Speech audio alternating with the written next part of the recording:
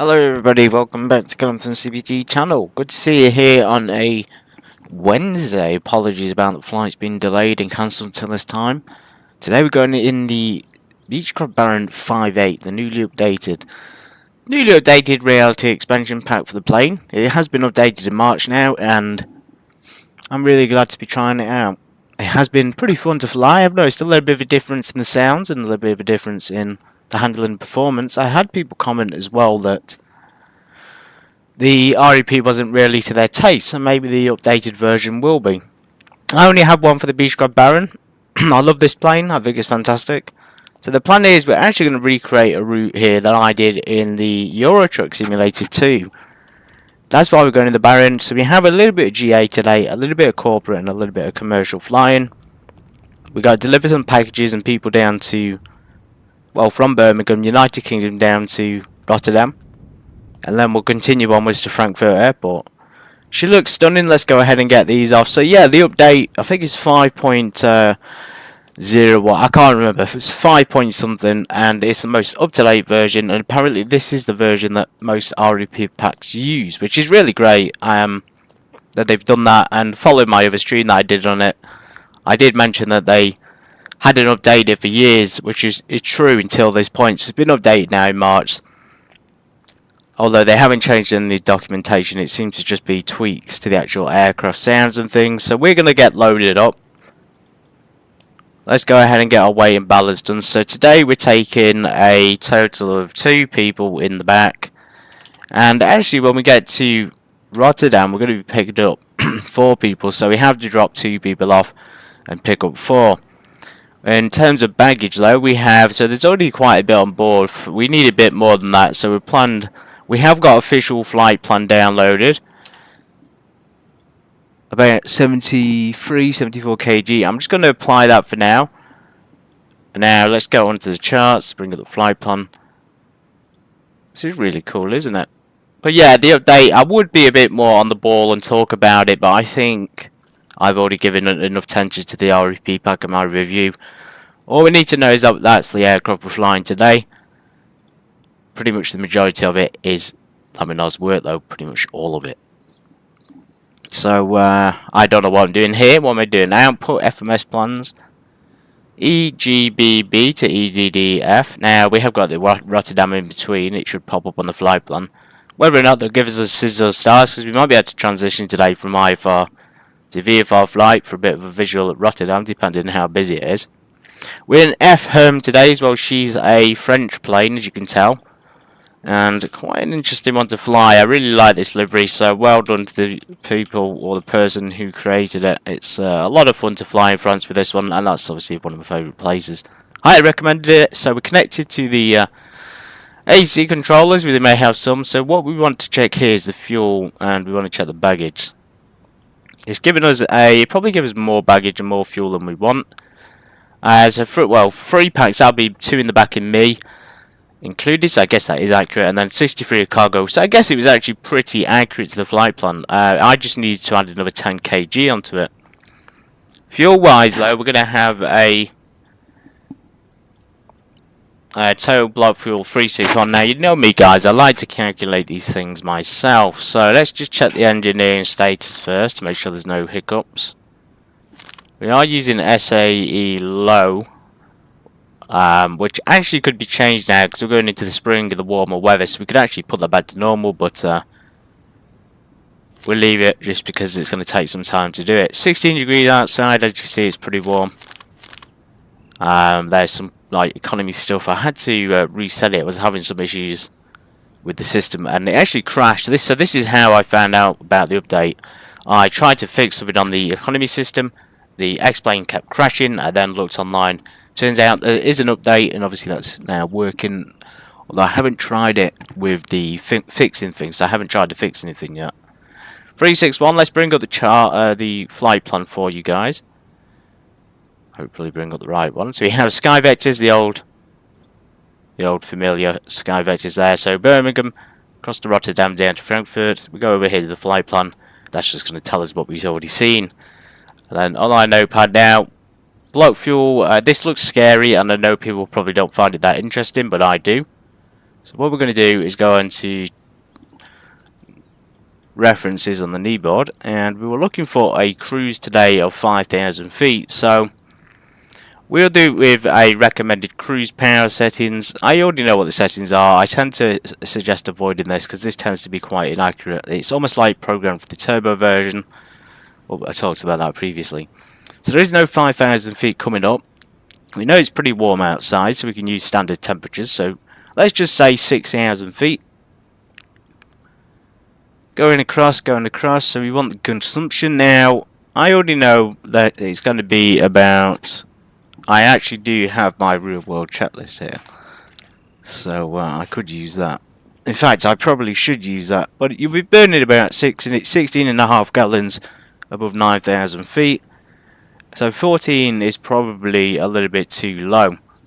You're probably going to be burning more than that. Let's just round it up to 16.5 gallons, and we'll just burn that much in cruise, and see how that goes. So do 16.5 gallons.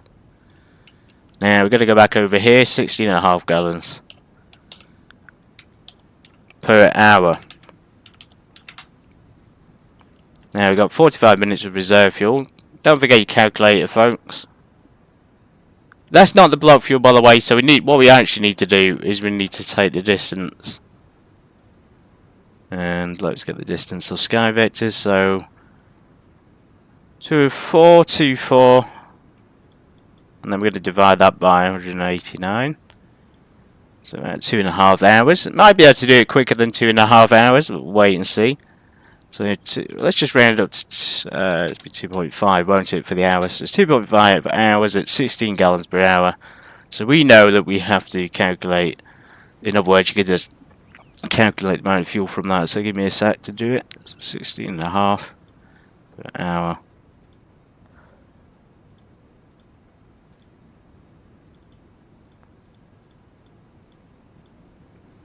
I don't know if you can see me. You can't see my calculator, can you? That's unfortunate. Anyway, 8.25 is half an hour. We wouldn't keep it as that. There's no need to round up today. There is easier ways of doing this. So, I'm just trying to show you here how to get like a really close numbers. So that is 2.5 hours of fuel. I probably didn't even need a calculator for all that. I don't know why I'm using one. Trip fuel, so that's the trip fuel there for the flying time and things. And then we've got 45 minutes of reserve fuel, so we know that in order to get that, we take the hours amount, which is about 16.5. And then we can get 45 minutes worth. Because it's IFR flight now, that is the minimum required legally, but you are free to take more reserve fuel on board. You could just take an extra hour and save yourselves having to calculate it.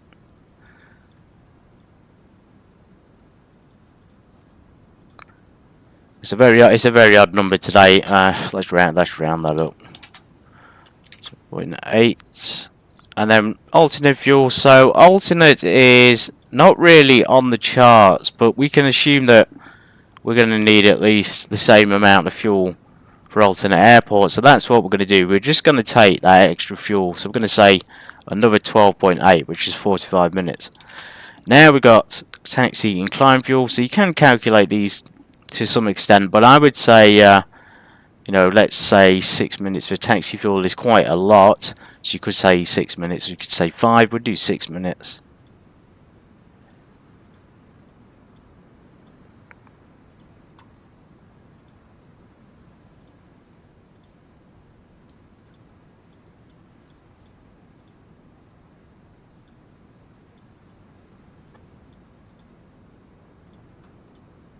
I'm not going to calculate it accurately. I'm taking it so slow today, just taking it easy, kind of wasting time to some extent.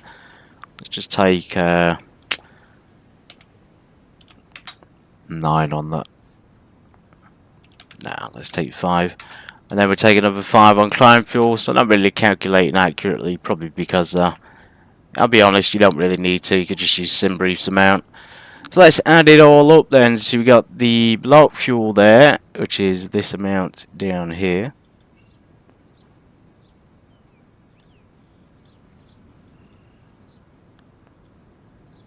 Now we're going to add the 12.8 reserves. And we're going to do the same again there for the alternate. So kind of keeping it really simple today with the same numbers. And then over 10, so 76. Let's round that up to 77, so that's 77 gallons. And I think we are refueling, so again, not really doing it as seriously as they usually would, because I think we could get away with doing it slightly passively today. So 77 gallons there per tank. Right, boring bit is over. I think we can get on with the flight. 77 per engine. So this one is a total block fuel of, let me go back on the calculation, of 361. So it wanted 256 for the trip fuel. That's interesting because the trip fuel was only 2.5 hours. I wonder why it's coming up with so much on the trip fuel. Maybe it's calculated it has taken longer. So here we've got up here the like times, releases, the dates, and it will say usually so 45. Yeah, that time seems a little bit off. So it's suggesting like three or 4 hours, but I think, like as I say, it's going to be quicker than that.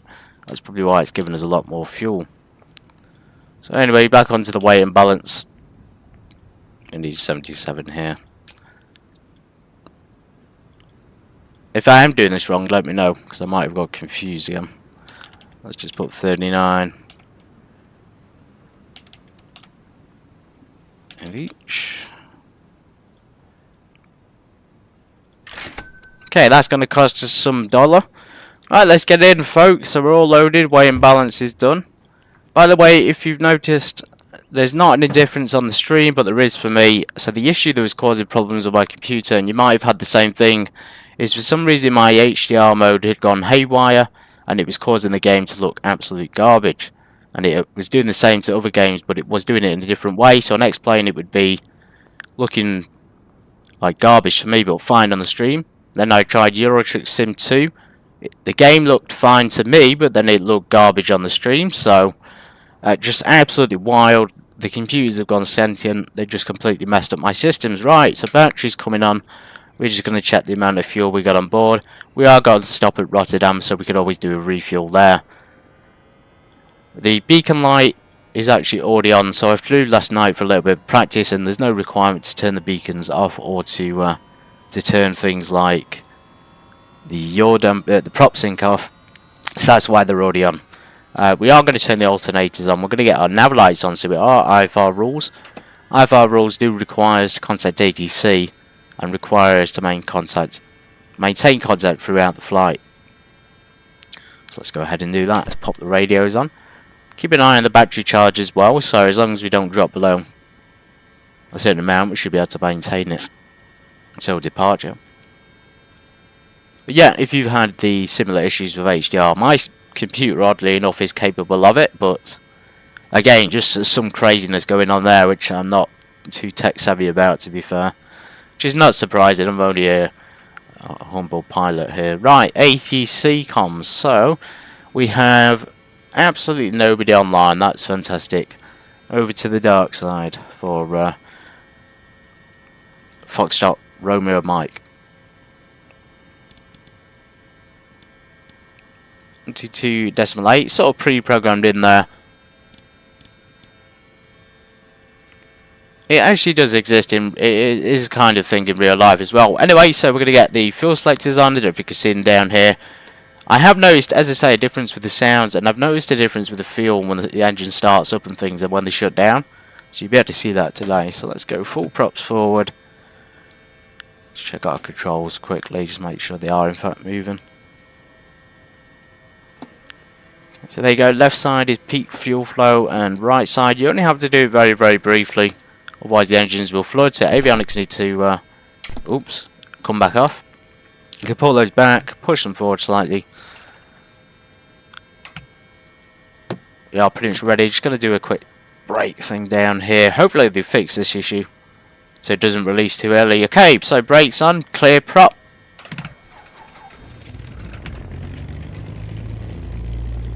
There we go, she's a beauty. And we want to be idling about 1,000.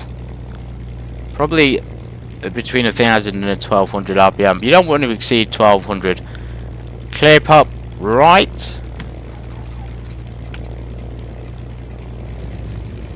She's a gorgeous plane. She really is. Okay, so the engines are alive there. We're going to keep them. Ignore that message at the top about the prop sync and them being out of sync. So that will pop up even when there's no actual problem. As you can see there, the prop sync is not exactly going crazy. Right, avionics coming on. We can use the EDDF if we want, but we probably don't need it.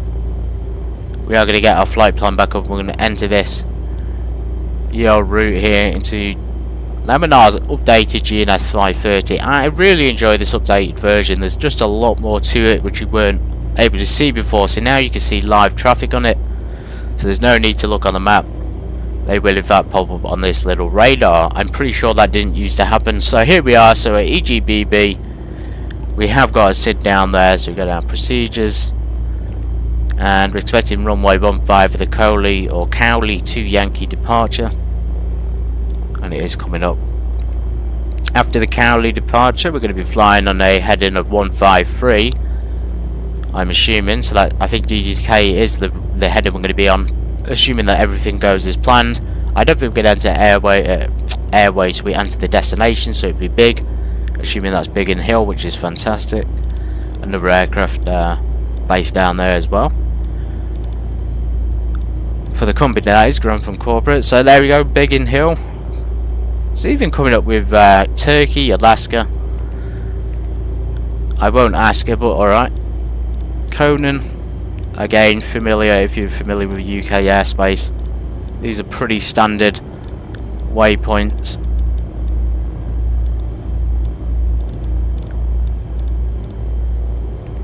There we go. After Conan, we are direct, so this is the point where I change the flight plan. Rather than going, of course, down to Frankfurt, we're going to go to EHRD. Now, there is no sigil starts there because, I'll be honest, I didn't know how to do it on SimBrief. We could have, we could get it off ATC if they come online. Rotterdam Airport. Now, we could leave that, I think, and just wait until we get there and put the rest of the route in. But I'm going to be an effective pilot today and just enter the whole thing in. So, SPI. See, SPI.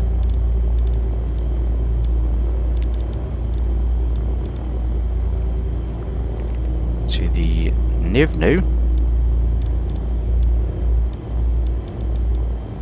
I wonder who comes up with these names for these airways and things and these waypoints. These are, some of them are like absolutely normal, like Cowley to Yankees, fine.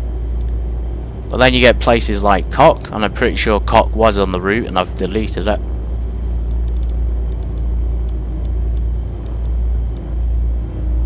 Imagine having that job, making up names for waypoints. Right, NIVNU, and then that will take us, of course, the IMCOM to the EDDF.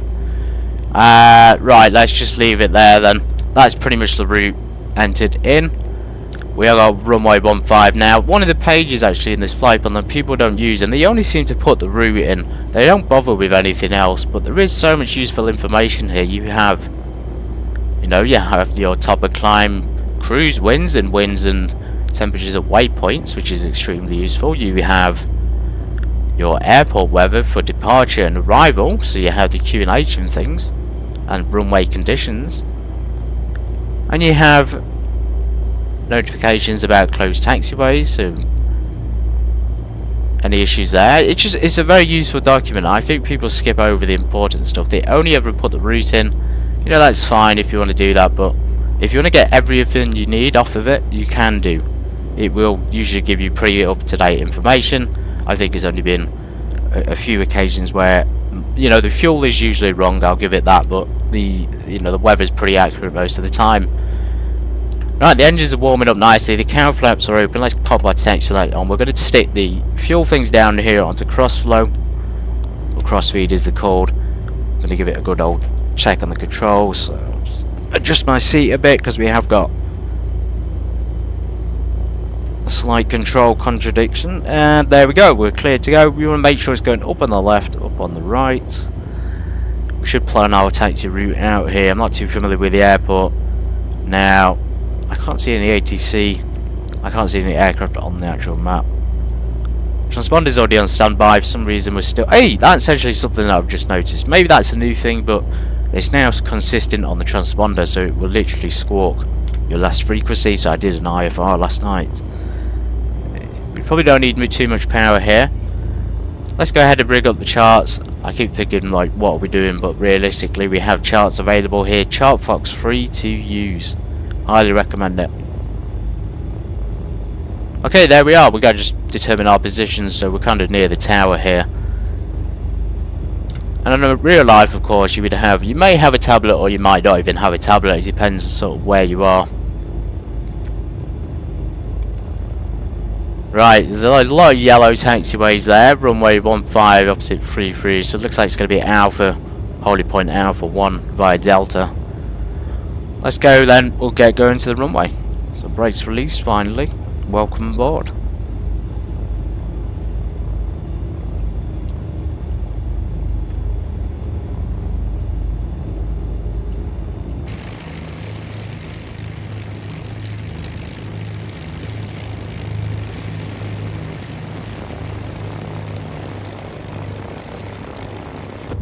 There she goes.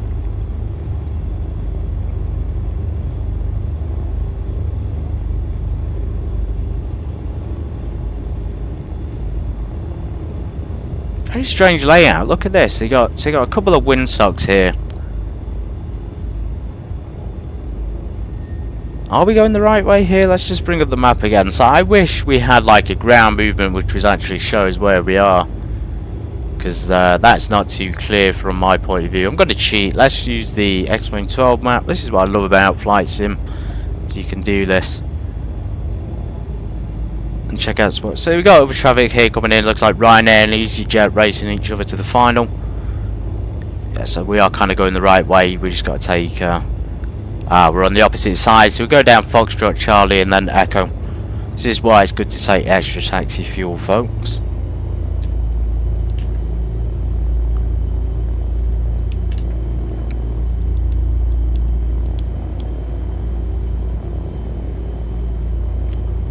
Birmingham traffic, Foxtrot Hotel Echo Romeo Mike, taxiing runway 155, Foxtrot Charlie Echo Delta and Alpha.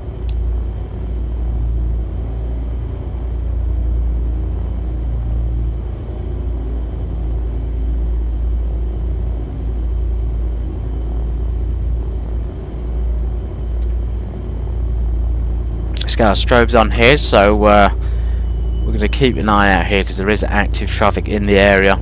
Again, nothing's popping up on radar, but there may be somebody here coming into final, and I could see a plane on final. This is exactly why we stop. He hasn't given any ATC callouts on the Honeycomb, so technically we could cross over with an announcement. Birmingham traffic, Foxtrot Hotel Echo Romeo Mike, crossing runway 33. Strobes on, we can get across before he lands. Usually I wouldn't do that, folks. It's just because he's not giving his ATC call out, so we've got to assume he's not on final. How are we supposed to know without them? So here we go, straight across, nice and speedily. You know what, let's get the NDB on just to brighten up the cockpit a little bit, and let's get the lights on as well.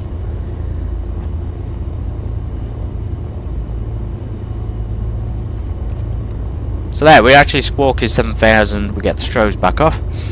So we'll probably have to squawk a random code. I'll just, you know, squawk 1344, something like that. Let's do that, 13344.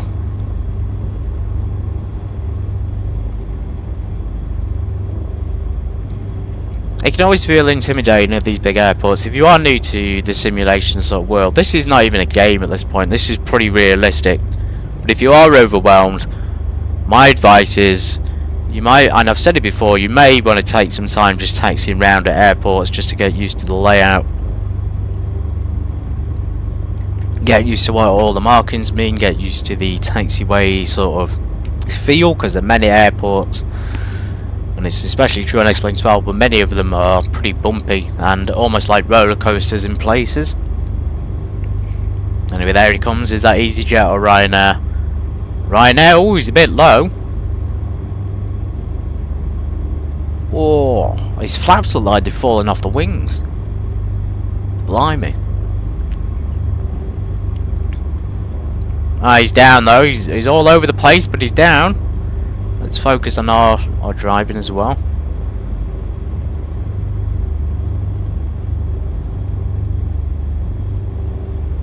Yeah, I've never seen flaps extend that much. Let's see where EasyJet is. Did EasyJet abort the landing or not? I think he probably didn't even land here. Right, we're going to continue down now, so he'll be clearing the runway. There he is. Yeah, very odd. Must be something going on with the model matching.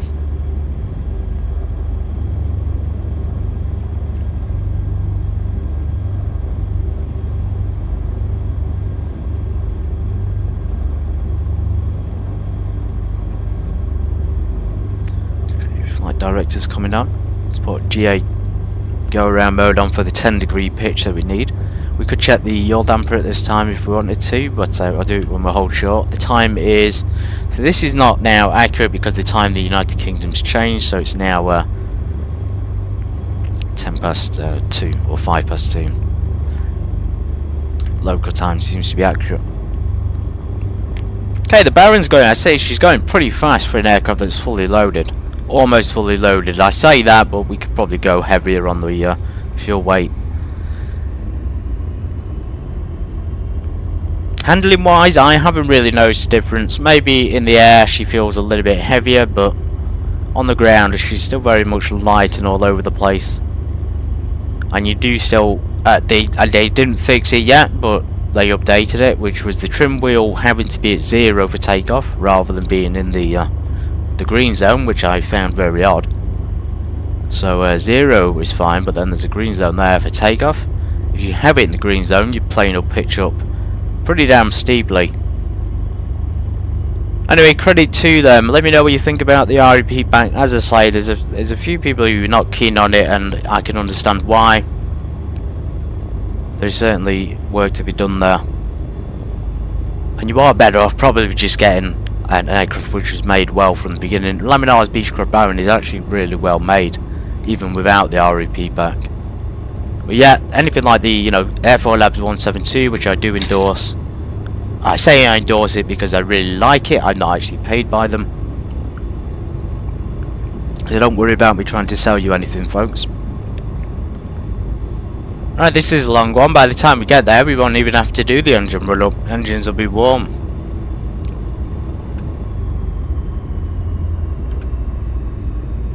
I tell you what, we could probably have flown VFR. It's like nice outside.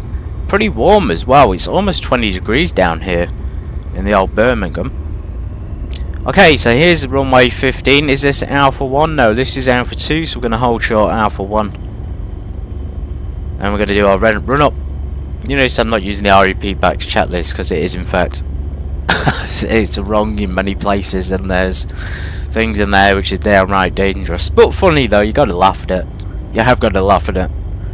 Okay, so brakes on. We got a nice clear departure here. We're going to do engine run. So taxi lights and things. You could actually turn your avionics off at this point if you wanted to. You could also turn the transponder off, but we're not going to do that today. So let's go up to 1500 RPM. Let's get the Beechcraft Baron prepared for flight. So we can already see that these are sort of in the green, which is ideal. We can't take off if these aren't in the green. The CHT is nice and low, so that's why the cowl flaps are open to help aid the airflow around the cylinder head temperature of things, the cylinder heads, i.e. on the engines. If we close them during taxi, even if we're idling, there's a risk that it's going to heat up pretty quickly, and it usually does. So 1500, all we need to do is just feather the prop ever so slightly. Now you can turn prop sync off with this if you want to. There we go, and then 1700. So it's a pretty simple step here. And this is where we check the magneto, so we're going to go for the left engine first. And we're looking for a maximum of 150. I believe it is.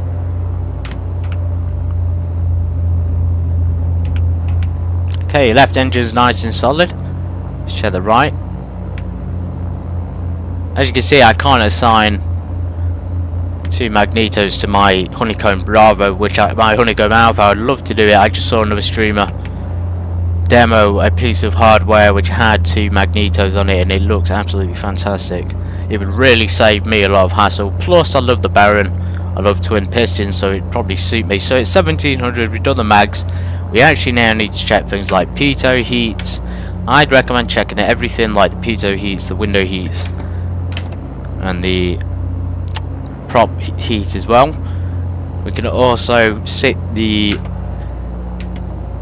propellers back a little bit here for another feather, but only slightly. Only need to do it a little bit.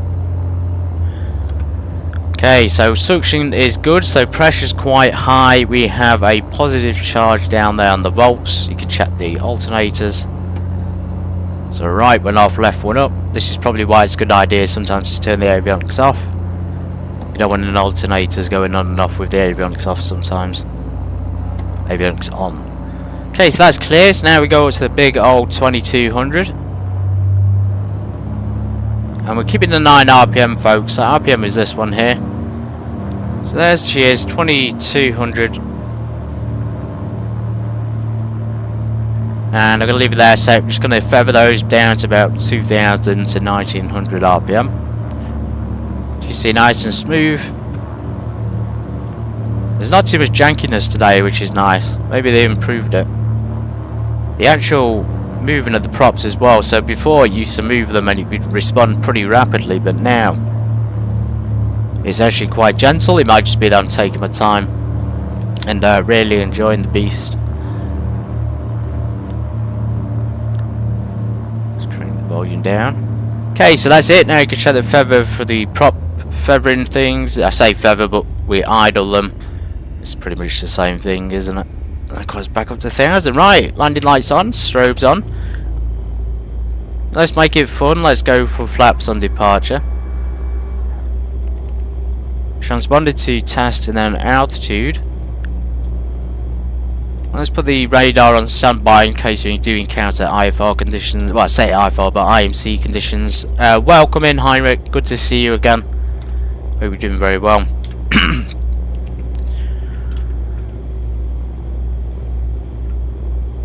Birmingham traffic, Foxtrot Hotel Echo Romeo Mike, departing runway 15. Carly 2 Yankee departure. It's 2 Yankee, isn't it? Where's the departure? 2 Yankee? Oh no. I think that's one of the problems on my... yeah, oh, thank goodness it is the 2 Yankee. Good memory, Grantham. Right, parking brakes released. We're not going to arm the navigation modes and altitude modes until we're in the air. So what we could have done then is also check the yaw damper, just make sure that's functional. You can, if you want, check the autopilot as well. In this aircraft though, we're not pressurised, we just don't need to check the pressurisation systems. We're cleared up to 5000. Now, because we're an IFR, we do have to stick to our flight plan strictly. Unless we switch over to VFR, but of course we probably won't do that. Runway 15, let's just line our compasses. For some reason it's pointing in the wrong direction.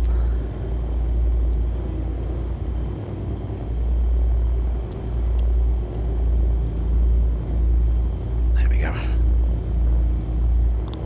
Pretty standard departure there, so we're going to do is 1 notch of flaps. Any issues before liftoff we'll stop, any issues after liftoff we'll land if the landing gear hasn't retracted. If it has retracted, we'll continue to 15, we'll pitch for blue line if necessary, and we'll kiss our logbooks goodbye if we need to.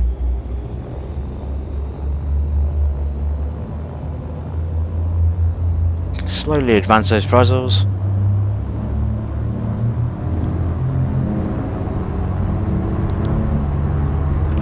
Speed's alive. 80 knots, 83, rotate. Gears coming up. I'm going to set the yaw damper on immediately after departure. We're going to switch it over to navigation mode. We won't put the autopilot on just yet. We'll hand fly this one out at Birmingham Airport. You can see there I'm pitching quite high, so we're maintaining, as you say, the best angle. We're going to pitch down now for the best rate of climb. So we want the landing lights off. We want the We should have had the prop sync on, that's my mistake. There you go, so we pitch it down, we should be increasing out to about 120 to 140, that's absolutely normal. We can also retract the propellers now to 2500 RPM. We're going to leave everything else where it is. Cow flaps come into close, of course, because it's colder in the air. We're also going to select vertical speed mode when we need to maintain the pitch, so we're not going to maintain it yet. It's pretty strong winds. She's flying well, but she's getting pushed down a bit.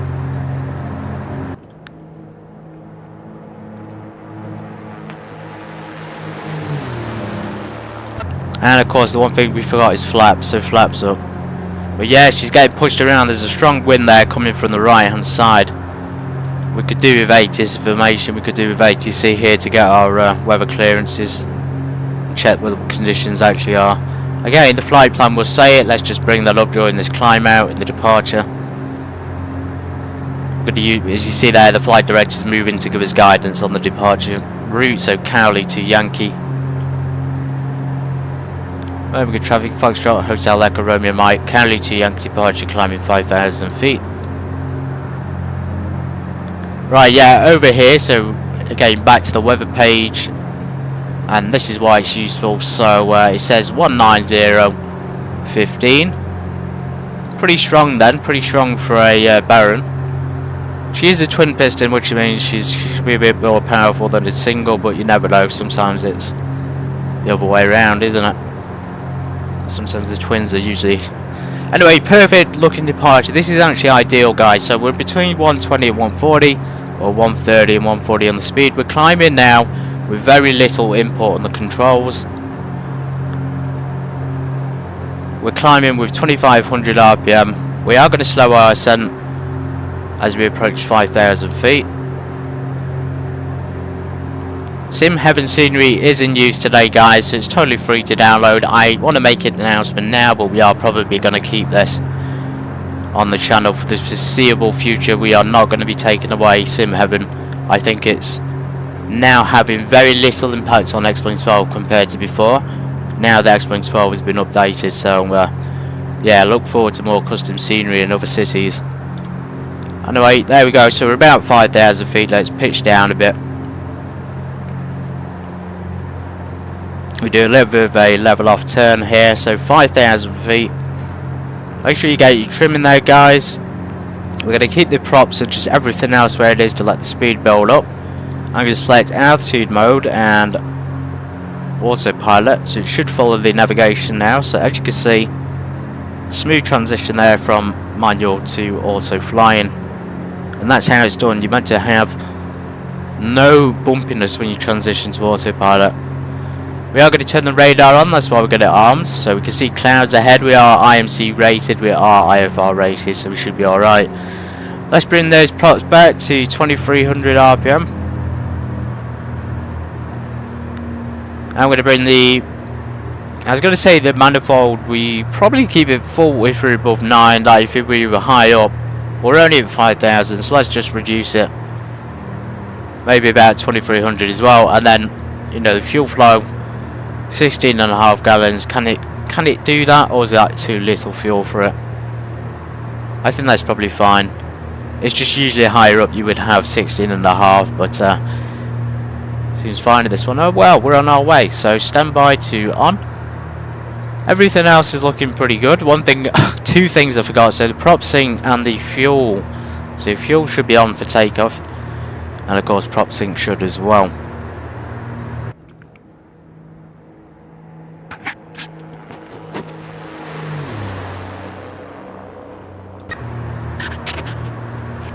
There she goes.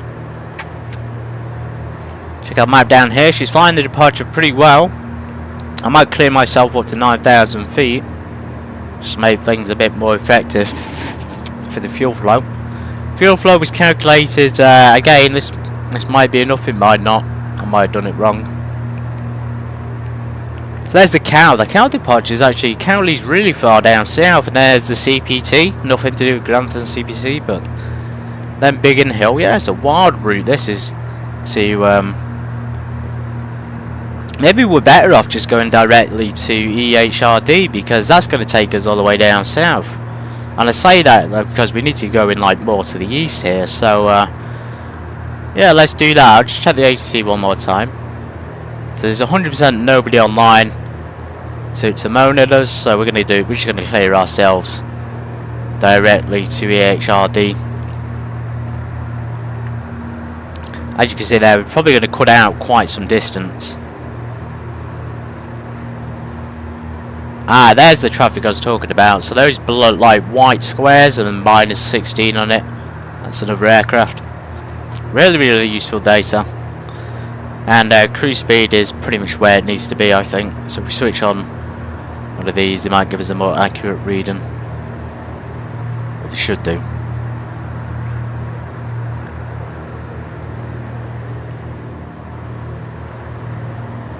Ideal conditions, so it's about almost 0 degrees, but like in terms of the thickness of the clouds, in terms of the like cold temperatures, it's not that cold, but the air today feels very conducive to flying. It's going to generate a lot of lift, which is probably why we've flown out so well today from Birmingham. You can see there, it got to 5,000 feet within no time.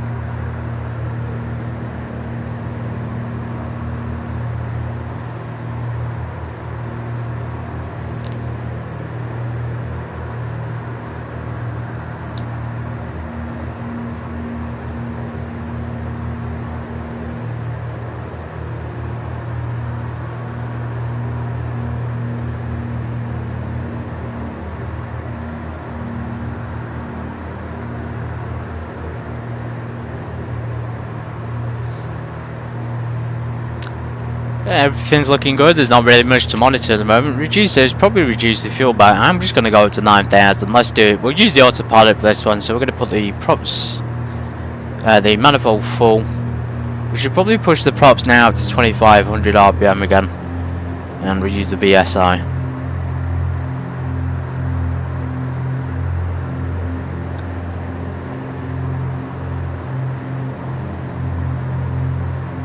No need to climb rapidly once we're at the appropriate altitude. Maybe we're going to hit about 700 feet a minute. So you probably want your mixtures fully rich for this. Or then again, you don't have to. You could keep them slightly lean if you wanted. Gorgeous looking plane. I think this particular livery has custom dirt and wear and tear on it, because the engine here, unless this is laminar, the engines do look slightly more worn out. And it is nice to have that low engine design here. So obviously the Seneca, not only does the propellers on them and the engines go quite far forward, but they also cover the pilot's view. Usually of the wings leading edge as well, but also of the airports and the ground. Well, this is a really good design. I really stress it again, but the way they've designed it is absolutely fantastic. Anyway, there's England, the United Kingdom. She's looking nice with the scenery. I haven't seen any well-known brands yet today, but I'm sure we will do as we get further on. Anyway guys, I'm going to get a drink. You feel free to, whoever's in the back, feel free to move about.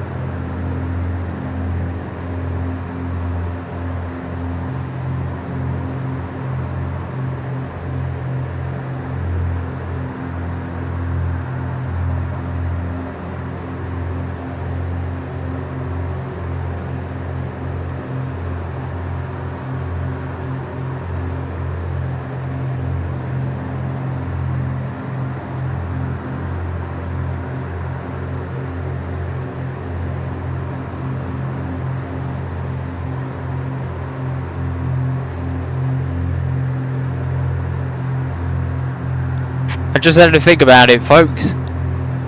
We probably are going to switch to VFR flight for the landing at Rotterdam. I'm just thinking, though, because it's an international airport, it may have been better at IFR, but we can switch to VFR if we need to. So we're still climbing nice and solidly. We want to maintain speed here, so as you can see there, the manifold pressure is decreasing because we're not turbocharged. And if we were turbocharged, it would maintain it. Pressure in the lines, the pressure in the engines.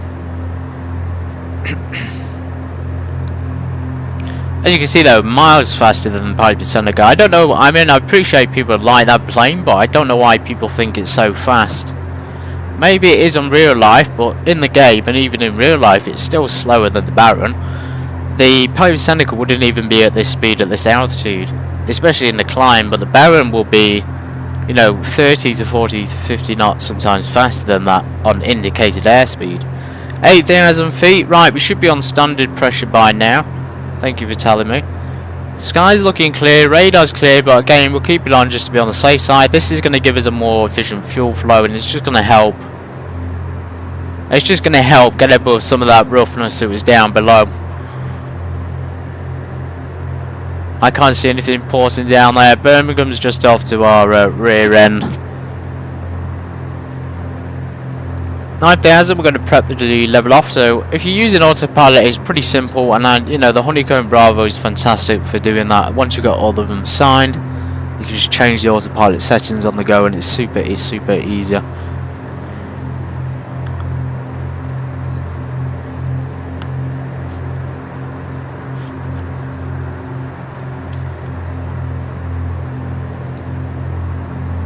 Okay, just finding my actual real world chat list here.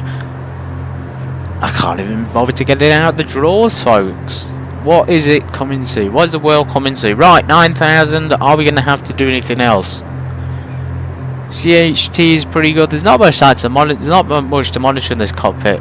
There is versions of the Baron that have flown on the simulations, which actually do have a dedicated altitude select. So I would have liked it. Maybe Laminar can consider it, but maybe adding an altitude thing in here. There's some space here for maybe potentially one to be put in. And what you do is you pre-select the altitude, and you could at least that way level off. There's also some things up here which I don't usually see illuminate. I don't think I've seen trim illuminate ever. But yeah, just things like that.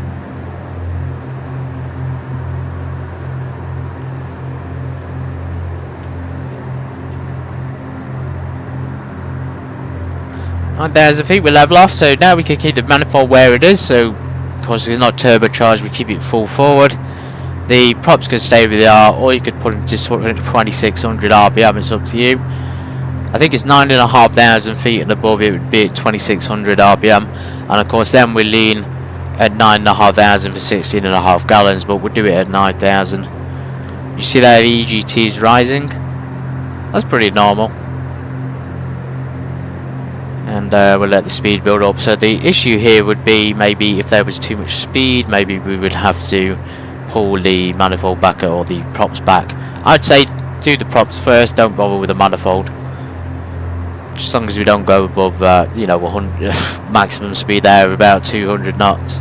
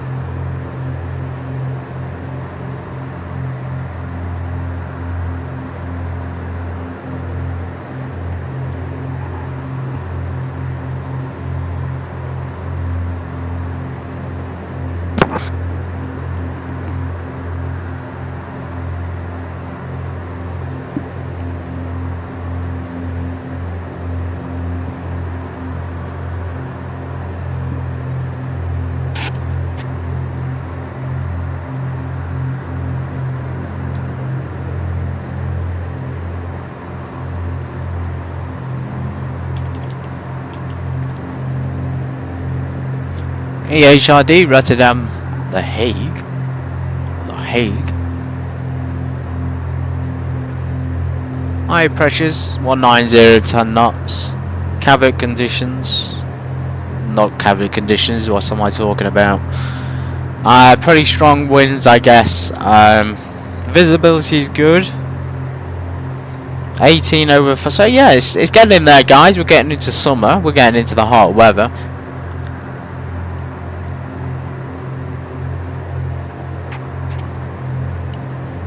With VFR, we probably only need, well, we're not VFR, we're IFR until we get there, and then we'll transition to a visual flight. For the London, presuming we can see, it's pretty IMC. It's kind of, it is VMC conditions still, even though there's clouds. You know, we're not in the danger zone of breaking the law just yet. So we want the aerodrome chart. We got a runway on here predicted. So landing. This seems pretty accurate. 1021, 18 degrees, runway 07 left. We'll go for full flaps, as usual.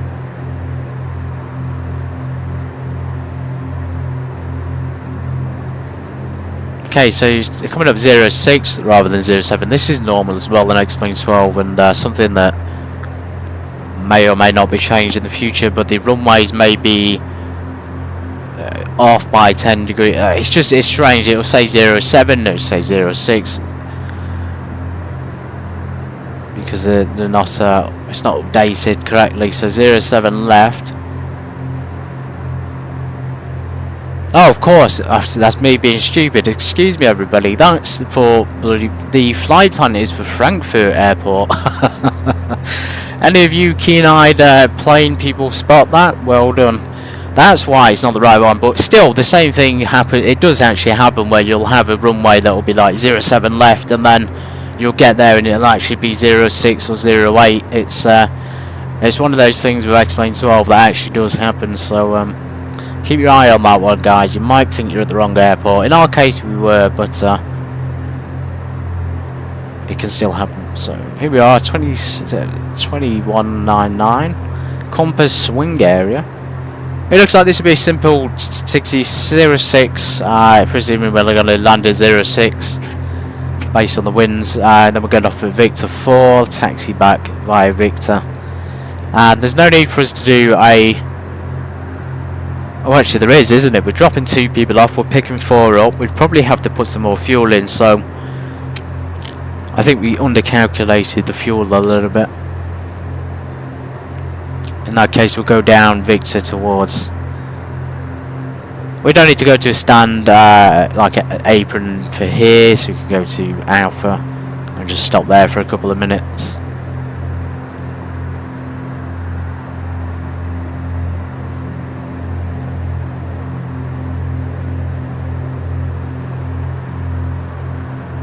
Okay, they got localized at 191. We don't need that. I got a few things at 191 there again. Oh, hang on, that's 191. That's saying localizer. Let's tune that in and see what happens on the radar.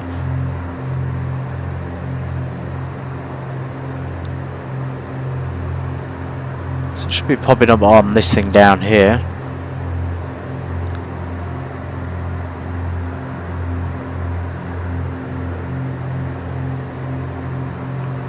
Let's show the actual wind conditions. So again, we could use this, or we could use the 30 knots. Is yeah, pretty strong one. And I'm going to go on the charts. Let's just cross-check this. I'm doing a bit of diagnostics at the moment just to see how much is actually working on X-Plane 12 at the moment. As I say, it was the HDR. It was causing the visual oddness, but okay. So 9,000 feet is actually coming up, which is fair enough. Kind of what we've gone for, really, 9,000 feet. So -439, so that's kind of accurate. It's given us stronger winds here than it has in real on X-Plane 12, but again, X-Plane 12 might not be real world weather.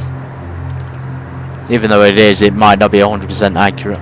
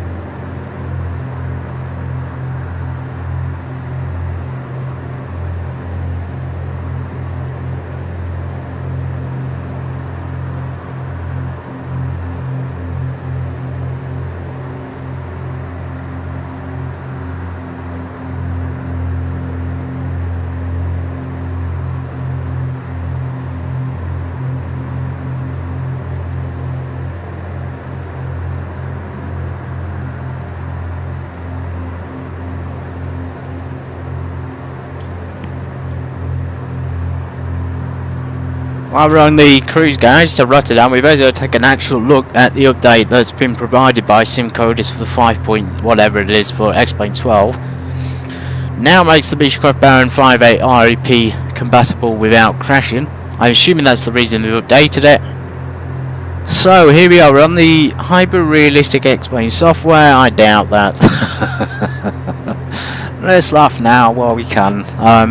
Yeah, some good effort here has been made. So they've updated, as you see there, the Cessna. Somebody was mentioning that one. So you see 5.0.5 is now available, and the Baron, which is the one we're going to look at, says for Bonanzas and Barons, but we only have the Baron. So focus on refining engine behaviour and system accuracy. Most importantly, we introduced a new engine configuration for the Baron, both Laminar and Coronado. So in here, guys, I would probably mention what configuration that is and what the effects are, and is that really needed, because at the moment it just says we've updated it with a new configuration, but it doesn't actually tell you what they've done. So I guess that could be magic, it could be something they've made up.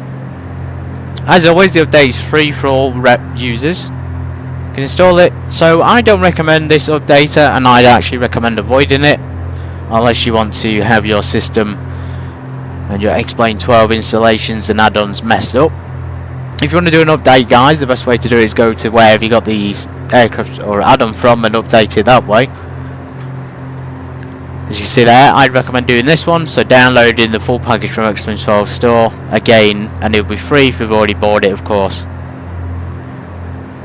So there we go, they've finally admitted that they have turbo normalized engine options, which is probably what it already was, because the references for the aircraft were completely wrong. And I actually said in my initial review that I suspected it was based on a turbocharged version.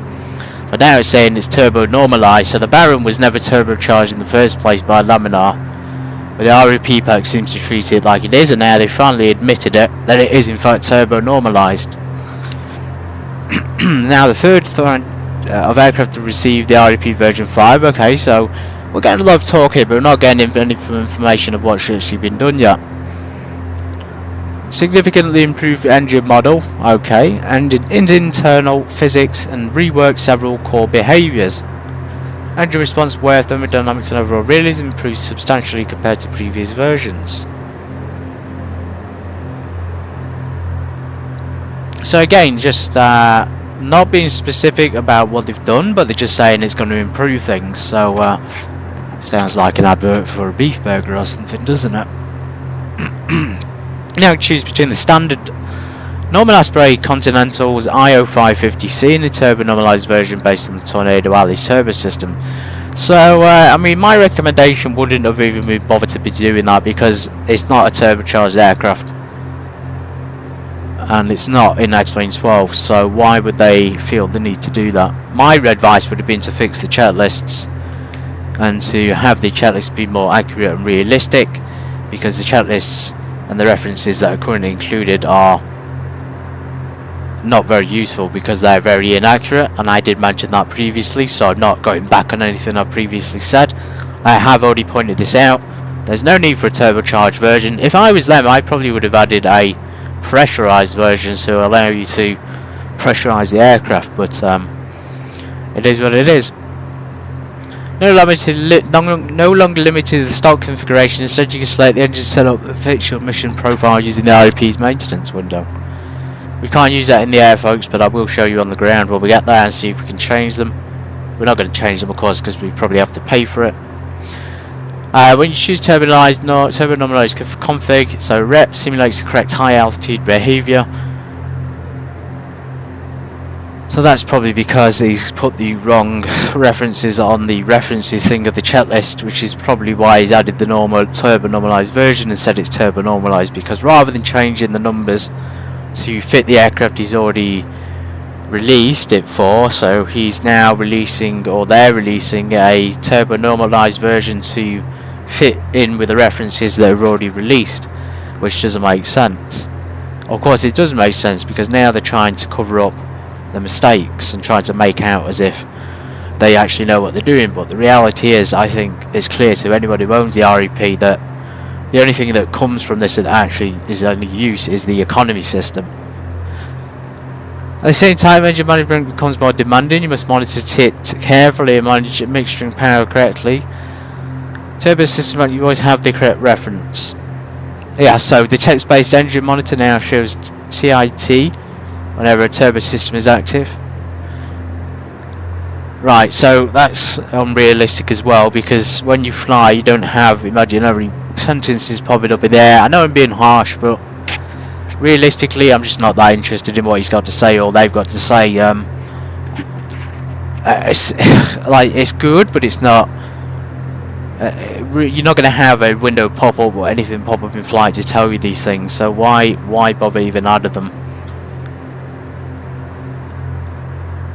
Adjusted fuel burn at altitude. Ensure burn now offers much to a deeper and flexible engine simulation. Okay, so any references there to what aircraft they based it on, what numbers they based it on, which aircraft, where is it based, you know, how have they implemented those into the aircraft REP pack. I'm sure many of you would agree that this is like a familiar thing from developers, so they will, like, granted though they have updated it, so I'll give them credit for it, but a common thing with developers is they will spout nonsense in order to make people feel better, but the reality is once they've bought it, that's it, they've already bought it, they've got the money, you know, they don't really usually they don't make any significant changes, which is kind of what we're seeing. So there are changes here, but I'm not feeling them, I'm not seeing them in the aircraft at all.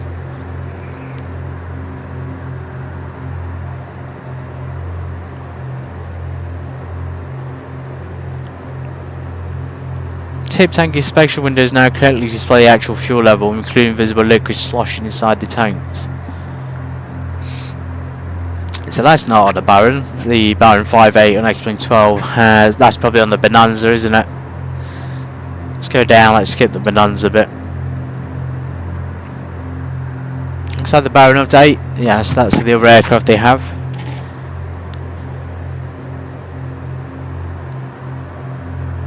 So they're just moving on to the next plane.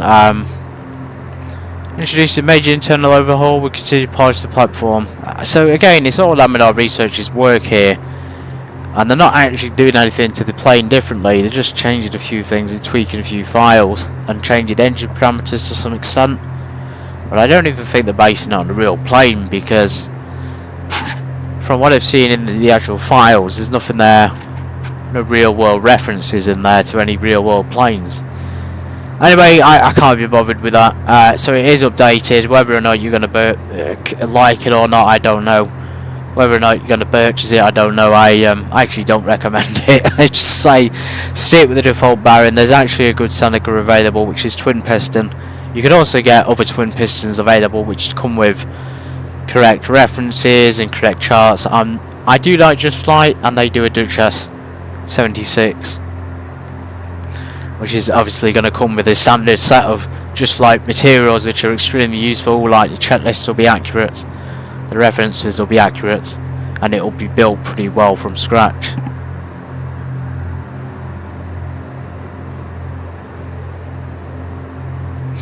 Taking a long time, so here we are. We said about half an hour there to Rotterdam. There's the airport. We probably need to start at least getting prepared for some kind of arrival here.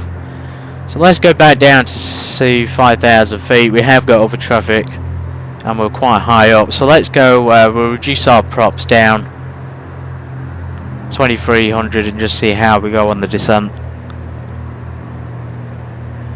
Maybe down to 2100. You could probably leave the mixtures in the manifold where it is for this part.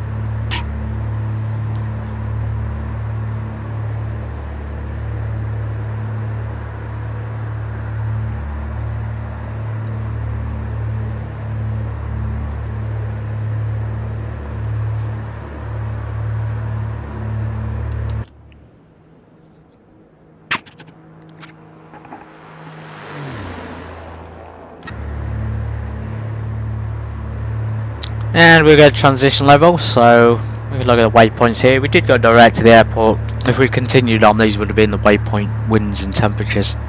It even gives you the course there, so near at 090. We're on a course of about 010 at the moment, or excuse me, 100 at the moment. Because we diverted, of course, we didn't go to all the waypoints. If we had it done, we would have been on that white line, all the way down to Conan.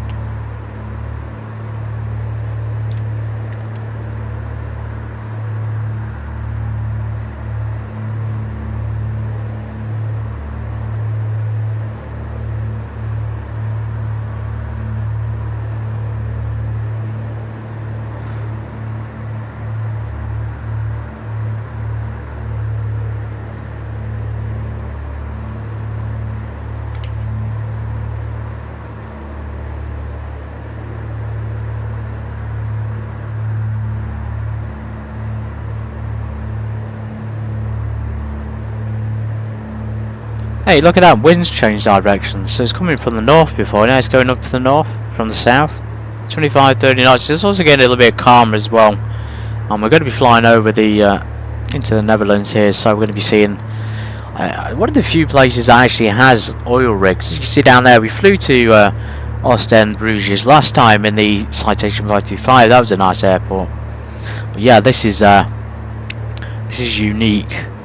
Very good little coastline as well.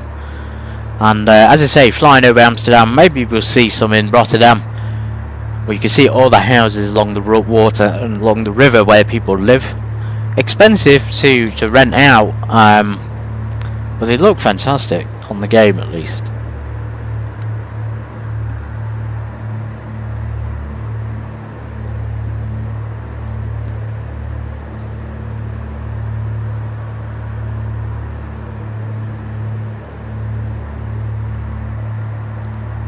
We're doing on fuel flow. Fuel flow is good, so 16.5. I've just increased it slightly. We want to maintain about 16.5 gallons.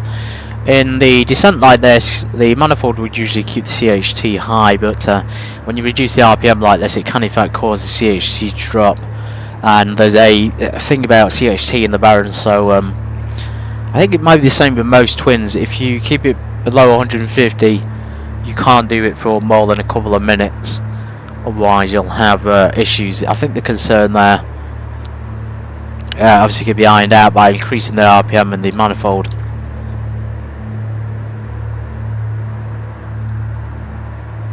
Let's go ahead and do that. Let's reduce the manifold and just see if the CHD will drop. We'll reduce it down to 2000.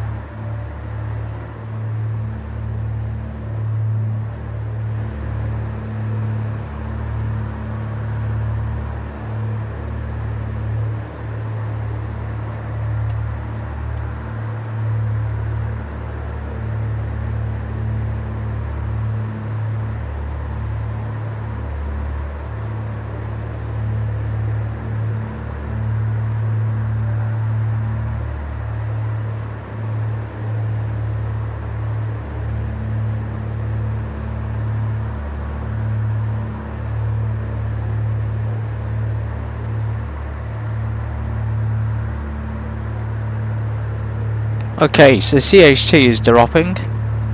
As expected, I've stuck the piezo he's on because I'm going through some clouds here. So CHT is dropping towards 150. We're going to keep reducing it to try and maintain. Well, we're almost at 5,000, so slow our descent. And we'll go for 2300 RPM. We'll do that before we get to the level off, to make it a little bit easier on the plane. There you go, 2300. And for the RPM, like the manifold, again, you can have it full forward, or you could match the RPM, so about 2300 there. I'd say higher is probably better, so probably more RPM required. And then the, as you can see, mixture is actually ideal. It's maintained 16.5 all the way down. Let's just check here. So procedures. Let's select approach. So ILS 6 or RNAV 6 if we needed to, but we don't need to today, folks. We can do a nice visual. No ATC online just at the moment. If they come online, we'll switch over, and we probably do need some guidance. Let's get the store one in heat. Proper windshield on.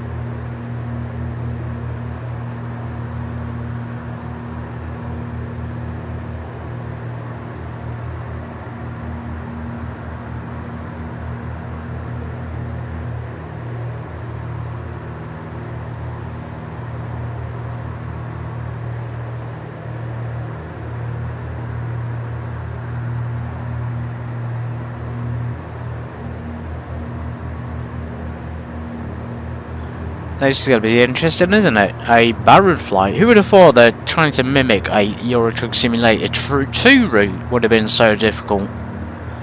Perfect aircraft to do it though. It's a really good compliment. Imagine this, you go into work on a Monday or a Tuesday, whenever it is you're going to be working. You fly in the Baron down to your workplace, and then you get in the truck and go on the road for a couple of hours. Isn't that an incredible feeling? Just constantly travelling. I really do love it. Whether it be by plane, train, or now, as it turns out, I actually do quite like the Euro Truck Sim. So by lorries as well. And Grantham Corporate Chartered, you know, the aircraft stuff, I talk about it a lot, but we have done pretty well. We've had a lot of contracts coming in, we've had a lot of work coming in. Let's try and increase here. I think we may be in a headwind, possibly. So, I know we've still got that crosswind from the side. As you can see, I went down to 4,000 rather than 5. But it turns out visibility is still poor. But yeah, anyway, the company's doing well. That's why we spread out into the Grantham Trucking, G-Truck for short. It's going to be a lot of fun. It's just a shame. I wish there was some way to integrate them both into the same experience. So perhaps some kind of crossover, but I still think that X-Plane could learn from Euro Truck's economy system. You know, the ability to fly from A to B and earn money without having to have an add-on, the ability to, you know, have a company of sorts and have an airline and have your own flight thing, officially registered in some kind of dedicated, like, window or something. Because I am using a ex-CPL pilot as well as the REP, so we're not using it today, but I have got it, so it would be under ex-CPL pilot, and that will allow you to earn money on routes as well.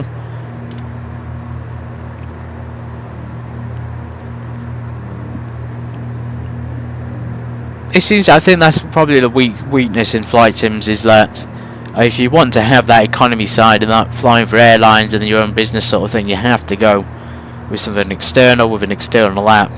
There's still no native support for it either on X-Plane or Microsoft.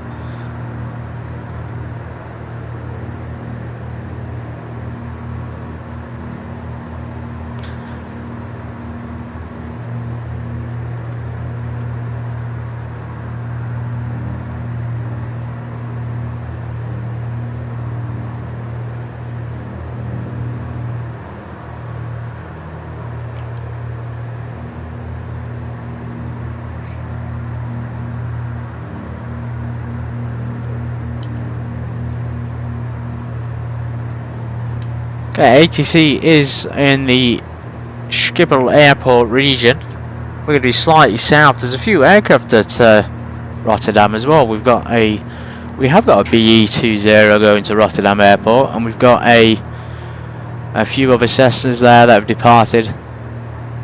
Quite a common route. I think we flew it in the Piper Arrow 3. That was lovely, lovely flight. That was from Amsterdam, I think, to Rotterdam. Really short, really nice to fly it. We need to get a little bit more set up here. So 06, let's go ahead and set our course for 06. Can we set it? Yes, 06. So that's going to be the aiming runway based on, I was going to say based on wind, maybe from the other direction, but I guess it is what it is, isn't it? We may be able to take control here with Edinburgh as well. I think because of the conditions we may have to do an overfly and just check out the area. So airports, as you say, was 06, and then hopefully Victor down here for a quick refuel. Although we have calculated it enough, we just put slightly less than I was expecting, we should still be able to do it.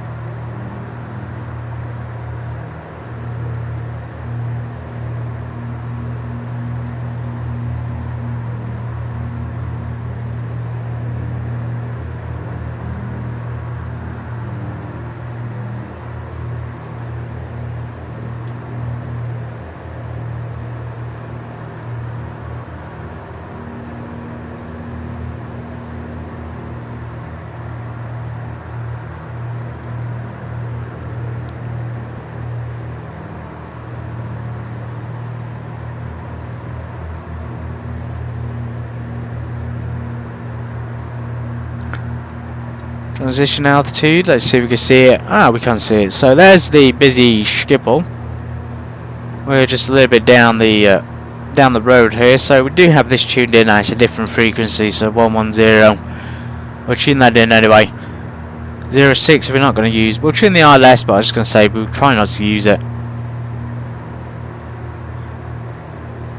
Where are we? We've still got a distance. I wonder if it is the wind or if it's just something else that's causing it to be slow over here.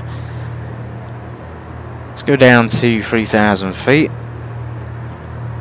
Now, if we're in controlled airspace, which we are, and we wanted ATC, we'd probably need to be at a minimum of 5,000 or 6,000 or above, or whatever ATC tells us to be at. There will be a minimum altitude chart, and that's what it's for. So, VFR. Oh, we have a VFR circuits chart. So we have circuits radio equipped with light aircraft, aerodrome obstacles, but sometimes there'll be like a minimum altitude. So we have ATC's MAC. So that's kind of like the same thing. So as you can see there, ATC minimum altitude chart, so it's this one. Transition by 3,000, so it looks like 3,000 feet would actually be alright as an altitude to go down to, and it is clearing up a little bit.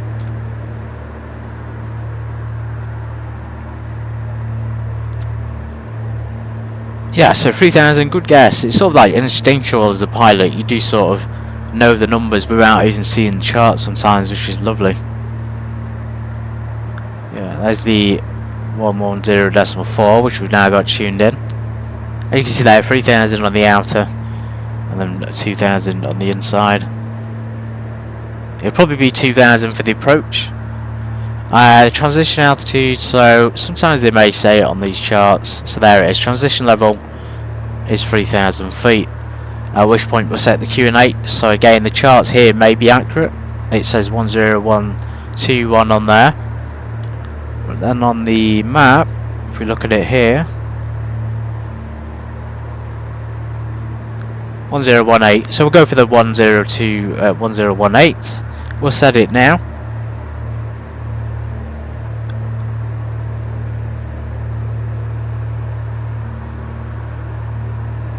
I think that's probably the same. Ideal coming out of the clouds at that level.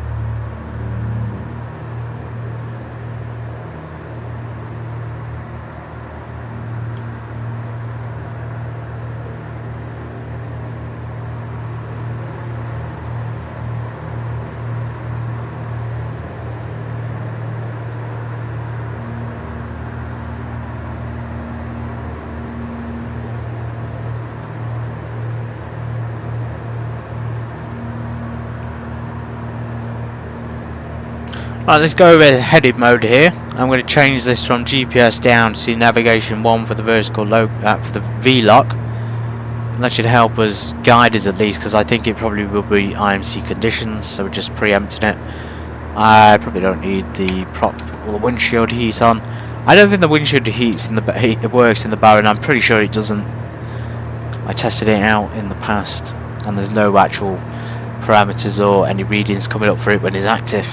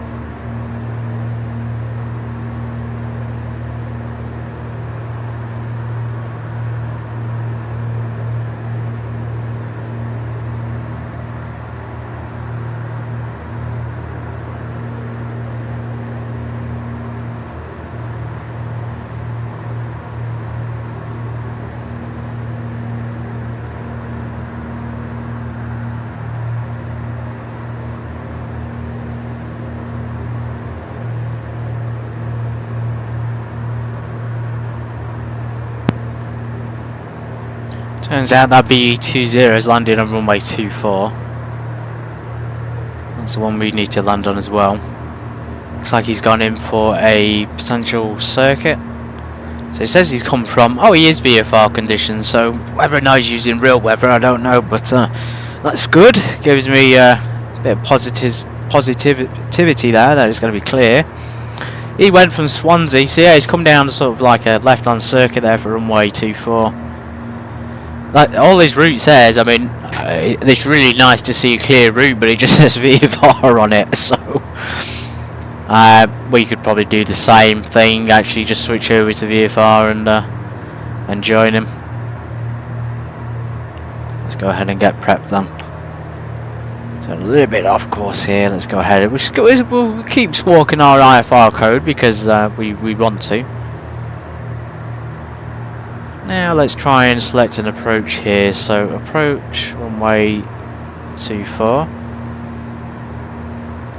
Activate, so it should keep the route in there. Yes, so it's kept the route in there, and that's just going to take us direct to final then. Let's do a right hand circuit, let's go right side. Back over to the navigation, it will probably take us... In fact, it would follow the RLS, wouldn't it?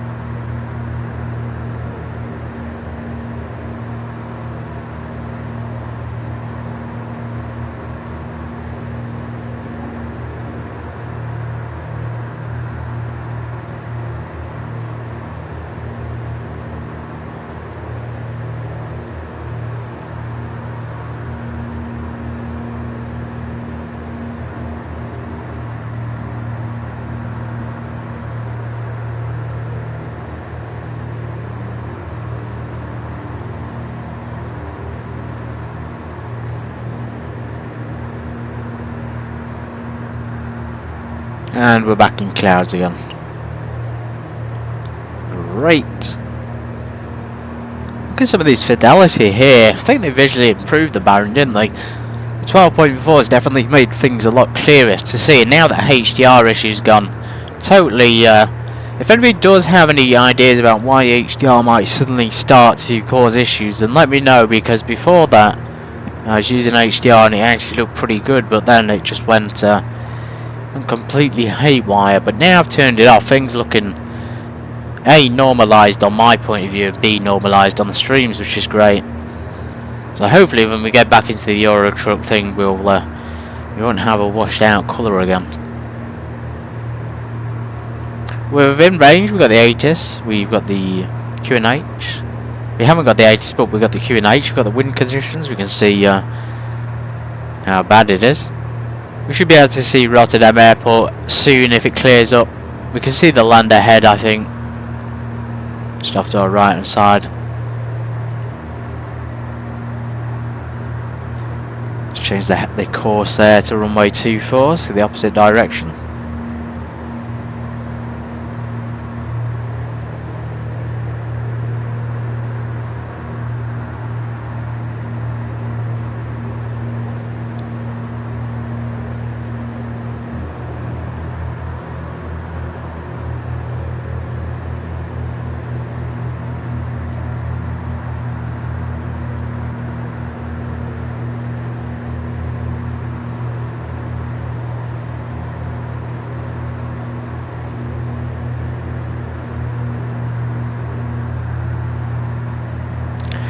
I'm glad to hear that. Like, well, I'm not glad to hear it, of course. It's a shame that it happened, really. But I'm glad that I'm not alone in that. Yeah, so I had the automatic HDR on as well, and I actually turned the game one off specifically for games, but then it turned out there's multiple layers to it. It's a bit of a shame, really, because it was working no problem with it on, and then I wonder if it's something to do with not even the monitor, but it's just something to do with the fact that OBS is running at the same time, and because it looked fine on my end, but obviously the OBS is having issues, maybe like a coloration thing. And I did play around with the settings in OBS, and some of the settings had been changed from what they had been previously. So if you go down to, I think, advanced on OBS, you can see the color space, so that was sort of changed, and now it's locked because HDR is off, and you get something called nits. So yeah, it was the colour space that had been changed, and then I had to put it back as sRGB, full colour range, because it wasn't on it for some reason. Yeah, if they could get, I mean, maybe that's an issue with streaming software, but if they could get it, and just with the games in general, maybe get better integration there with HDR would be something we're all looking for, especially on X-Plane 12.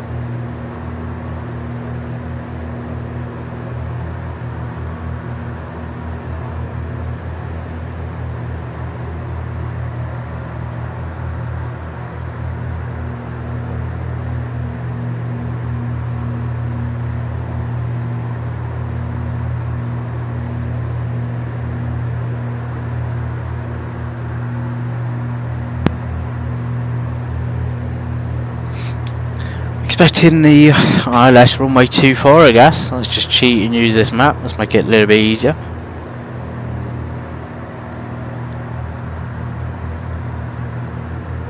Yeah, we're in the French aircraft. I want to get some more liveries to the Baron. Hopefully there's some available. Oh wow, so this is what I'm talking about. Always blown away when the scenery pops out. So we got the custom scenery down here, of course, by SimHeaven, putting all these things in which X-Wing 12 never did. You can see all the oil and gas holds, and the cranes and ship ports and trains and windmills. It really is stunning. We should be able to see the airport actually from here.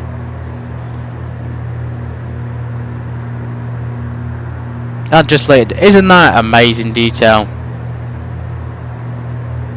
And hopefully we can see the BE20, whatever that is. Is that the Duchess or is it the BE76?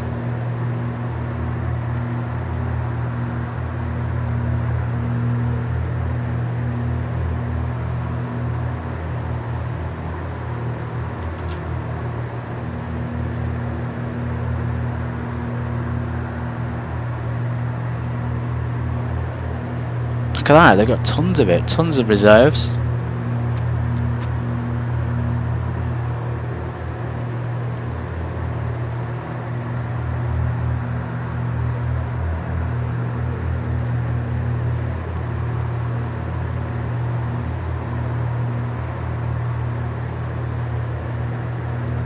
Yep, all the energy stuff, just keeping Netherlands powered up. Tons of windmills and wind turbines. Some nice boats. That looks like a train on water. Some strangeness going on there. That might be X-Plane 12, to be fair. There is a floating train. And we now got visual airport, so it's saying it's light at 12 o'clock. Straight ahead.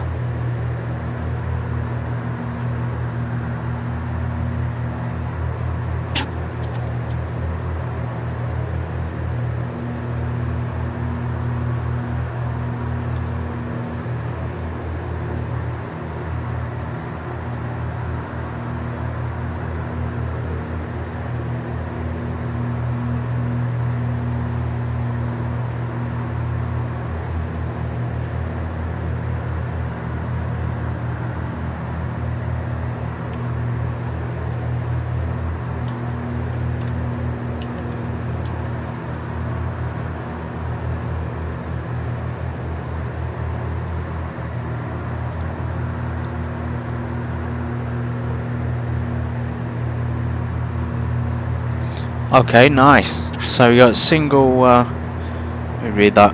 Rudder and brake response curve. Edits for smooth ground roll handling using single engine aircraft. Yeah, that's a pretty good idea actually. I haven't messed around with the response curves, I'll admit. I haven't bothered with moving them about, but then again, if I didn't have the REP for the Baron, I might want to tweak it for the Baron a little bit. Particularly on the rudder control, sometimes can be a little bit harsh. A little bit too sensitive, I find, but if you fly in the... If you do use payware, usually it's alright. I'd say also as well, make sure it's properly calibrated, but of course, that will come in handy, I suspect, FlyQuest for many people. Here we are, coming in, one of the slowest approaches in history. I think we've been on the approach for like half an hour now.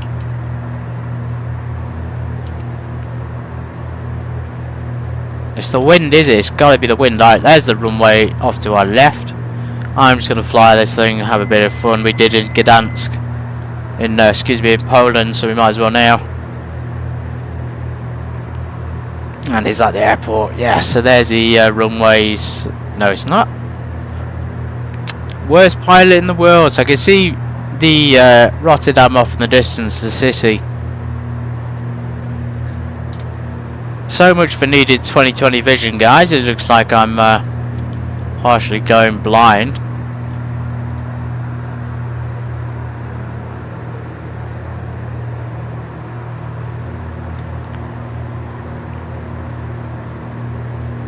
I generally can't see it. I don't know what's going on lately. It seems to happen a lot in X-Plane 12 recently. I think it's the scenery, the combination of colours and things.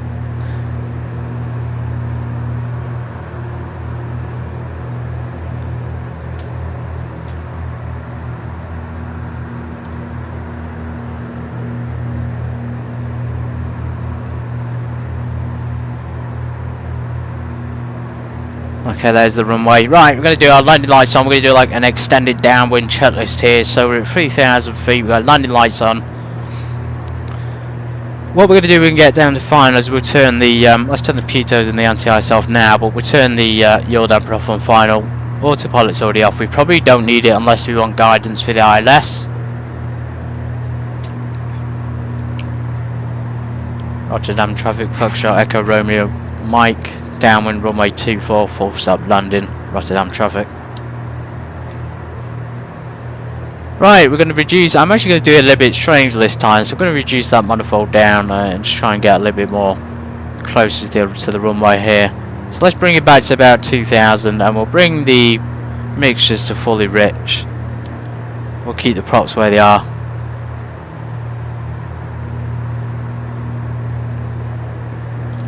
Of course we do need to be down at 2,000 feet.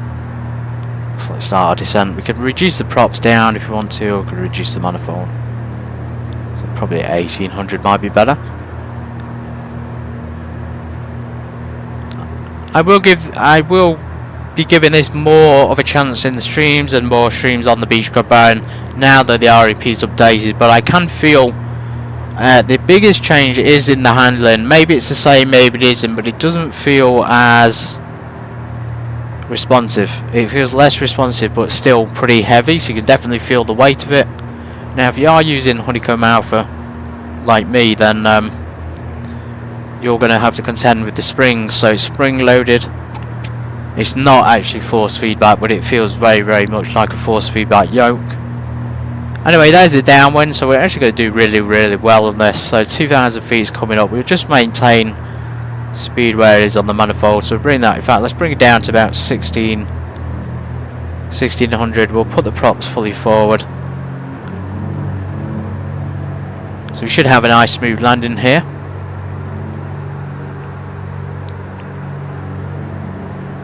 We'll let the speed bleed off, and then we'll drop the gear and notch the flaps.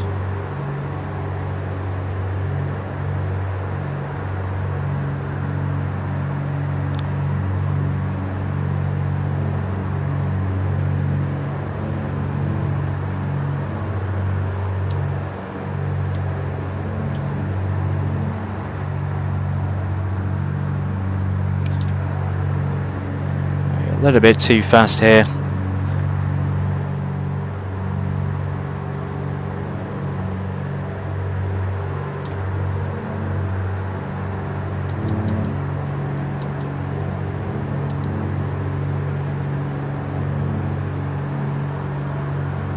Anyway, let's drop the gear. Let's just let the speed burn off with the gear there. We'll start descent and start turning out to final, so go down to base leg. Rotterdam Traffic Foxtrot Hotel Echo Romeo Mike, base leg runway 24, full stop landing. And we'll give call out when we're on final as well. One notch of flaps. Remember guys, maintain 16, a good amount of manifold pressure on this descent here to final, because otherwise you will drop pretty damn rapidly. So there's the runway. Good visual of it at the moment. And you know what, let's just keep a steady turn there towards it. Flight directors come back on, we may as well stick approach mode on in preparation for the line up here.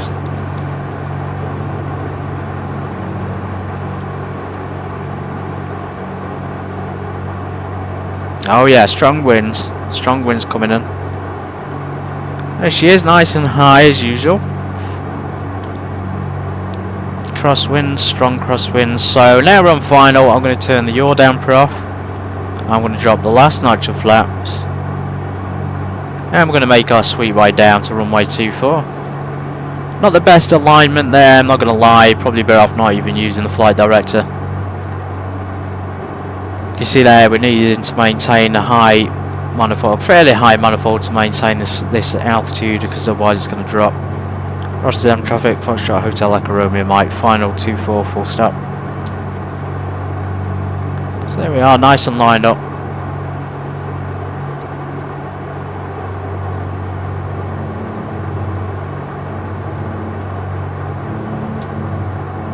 $12 knots, 12 knot headwind.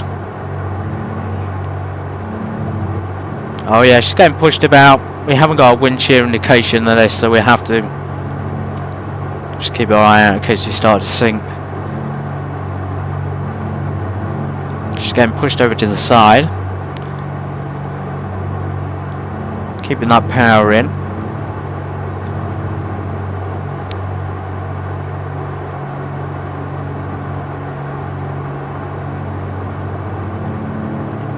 Yeah, nose to the left.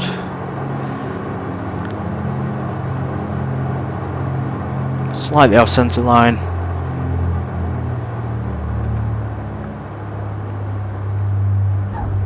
And we're down. Well, welcome to 24 at Rotterdam Airport. Let's continue our taxi down here. We'll take the exit and get the beast refuel for the next flight to Frankfurt Airport. So taxi lights on. We'll wait till we clear the runway to clean up the aircraft a little bit. Take the high speed axe out, you know what, let's go stick the strobes off nice and early.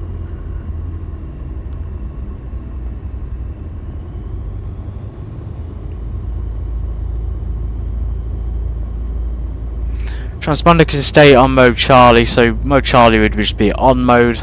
That's it for the afterline. Well, actually it isn't it, we have the cow flaps down here. That should bring the CHT down, which is actually pretty high. Rotterdam Traffic, Echo Foxtrot Hotel Echo Romeo Mike, clear runway 24. We don't need to give any taxi instructions to the other traffic here or taxi information. We have pre-planned for runway 06, didn't we? So that means we're going to have to turn around and go back to runway 24. I was hoping to go down Victor, but obviously we've come in the other way here. Alright then, what we can do is, since I can see something over there, we may as well continue to there and then turn around. You know what, let's just go back to runway 24 and we'll turn the engines off at the whole point and just cheat a little bit. Well, imagine today that we've got a fairy godmother and she's about to refuel us in the taxiways.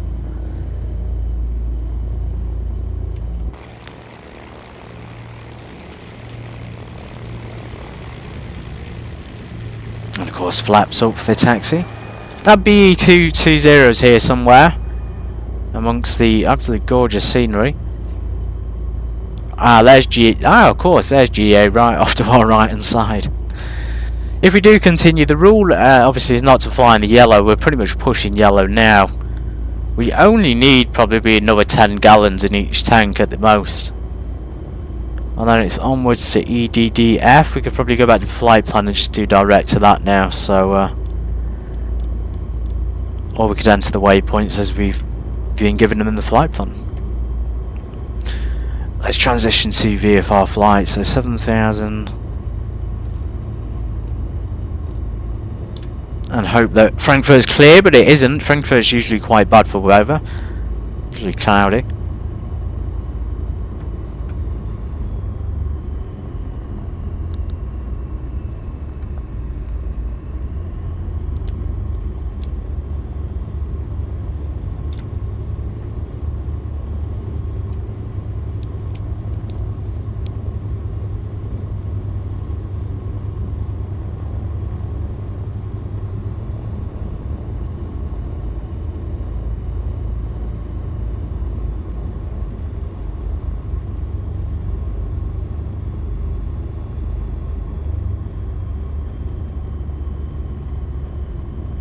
Yeah, by the way, that prop sync thing is so annoying, I can't turn it off. Somebody mentioned about the prop sync on the comments. They said that they were asking me why you would use the prop sync. Because they were under the impression that you had to use it in straight and level flight, but with the Baron, I mean, if you look at other planes like the King Air 350, which is a great plane by the way, but they have their prop sync on. From the get-go, so when the engines when the engines come on, they'll have them on from the beginning, and then they'll keep them on till the end. And it's the same thing with the Baron. You know, you really wouldn't turn it off unless you have, like, maybe an engine failure. I like to turn it off on the engine run-up, which is not even required, but again, you can do it.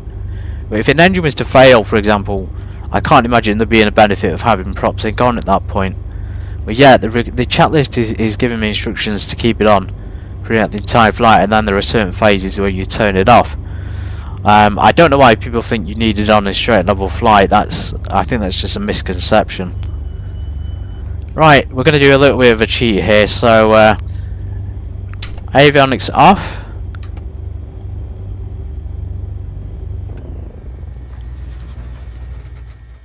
We don't need to do much else, we just need to go off weight on balance and put... so how much did we have? 77, didn't we? We had about 14 each.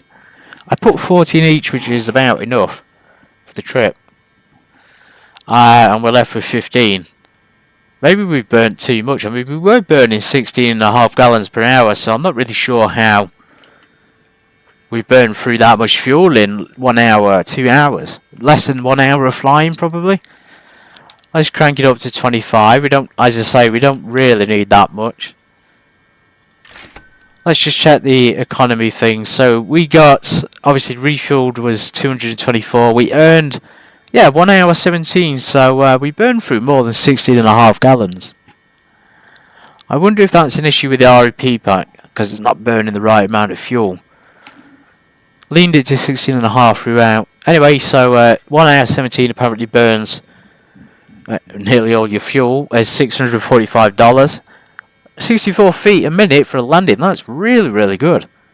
It's actually one of my better landings recently. So last night I had 96. So 64 is giving me $37. So it's just a strangeness in here. So on the prices at least.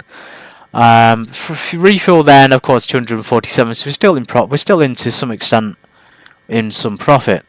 Let's watch the replay. Let's just see that 64 feet a minute. That's actually pretty impressive for me. Not gonna lie. There's that beautiful scenery.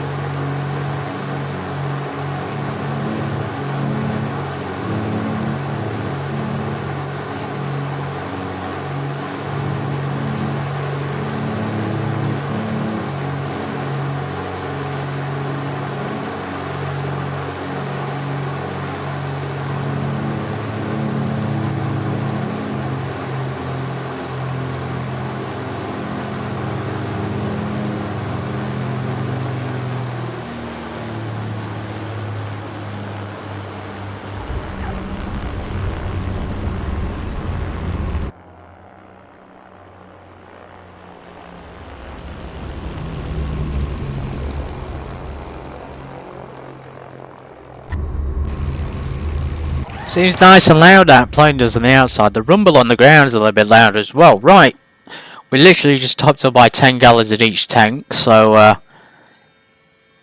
now we have, of course, 25 in each.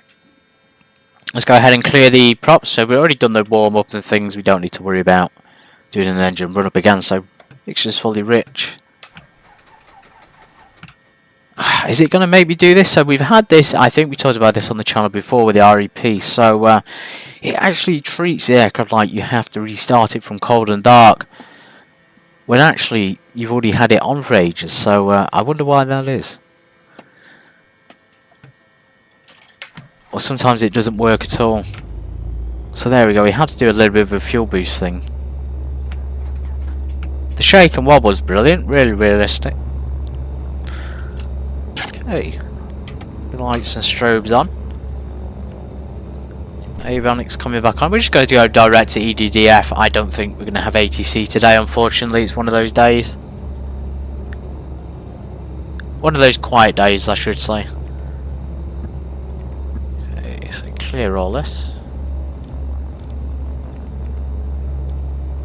You have EDDF, blimey. There we go, Frankfurt. Now we did have a SIDS and stars for this one, so back to the charts. Page 2. I appreciate it's a long flight, guys. It is a GA plane after all.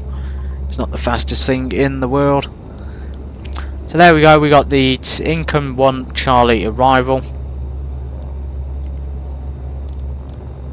Income 1 Charlie arrival there for runway 07 left. There's a few runways there. Well, it's Frankfurt, it's a huge airport. It is a huge airport. So from there, we're going all the way down there, I think. So after this, we were supposed to go speed. That's correct, and Nivnu. Okay, brilliant. Absolutely brilliant. Flight controls, 3 incorrect. Nice landing here at Rotterdam, onwards to final destination.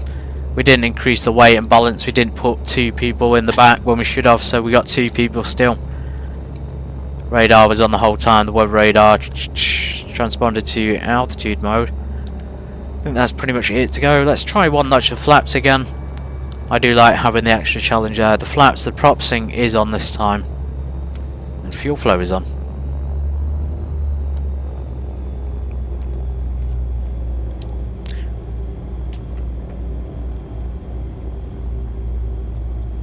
Rotterdam traffic, Foxtrot, Hotel Echo Romeo Mike, departing runway 24 to the south. We're going to treat it as VFR now, even though we're going to be flying a SID procedure, excuse me, a star procedure for the airport at Frankfurt.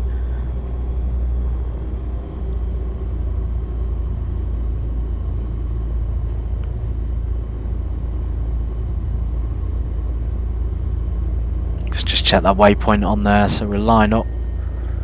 See, it's got that pink line going all the way back to there. That's not kind of what we want.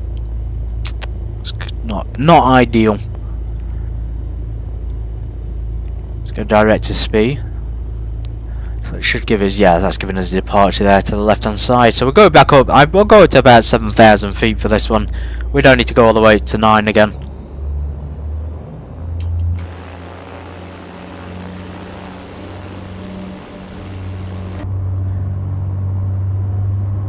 Advance those throttles. Quick smooth departure here from Rotterdam, 40 knots.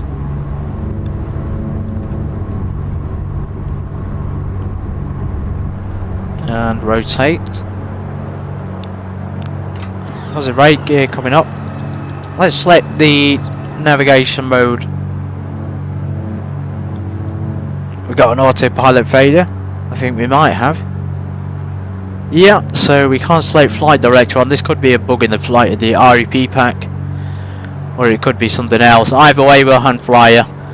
Flaps coming up. We'll pitch down now for that. Between the 120 and 140, get that best angle, best rate of climb, I think it is, or best angle. Can't quite remember it. So there we go. Left on turn on departure. Landing lights can come off. Cow flaps can close. And transponder is already squawking, isn't it? So that's it for the climb checklist. And of course the power down to 2500 RPM. Wonder what's going on. Is it the Honeycomb Bravo that's bugging out a little bit? Yeah, that's not coming at all. We need the yaw dampers working at least. Generator 1 and 2. Generator 1 and 2 is switched on though. Just switch our avionics off a sec, guys. So alternators are on. Let's turn the avionics back on. This is something that we shouldn't have to diagnose in the air, so the REP still hasn't fixed this. This is something we encountered, so it's saying generators 1 and 2 have failed. Whether or not that's actually real or not, I don't know, or whether it's a bug, because I remember we flew down to the mountains of Austria and we had the same issue. We stopped. After we restarted the plane, the engines and the alternators and the generators were having issues restarting. It's almost as if they didn't function, but in fact it was just because the plane had bugged out a little bit. But it turns out they actually have failed this time apparently, so let's fix it. Yeah, so now it's fixed again, everything should be good. So flight director's coming on. Nope, so flight director's still not coming on, it's still classed it. This is not convenient for a flight. So the alternators are now working, the generators. Avionics are now on, the flight director's now on. Right, so we figured it out. So if you are going to fly the REP, you stop and restart the engines like that and you expect to carry on, you are probably going to have to do some diagnostic work in order to get it started again. Anyway, we're up climbing nice and fast, a little bit faster than I wanted to. Let's go with vertical speed and we'll do a... Let's go for navigation mode. And that way we should be going direct to the SPI. Seems to be going back.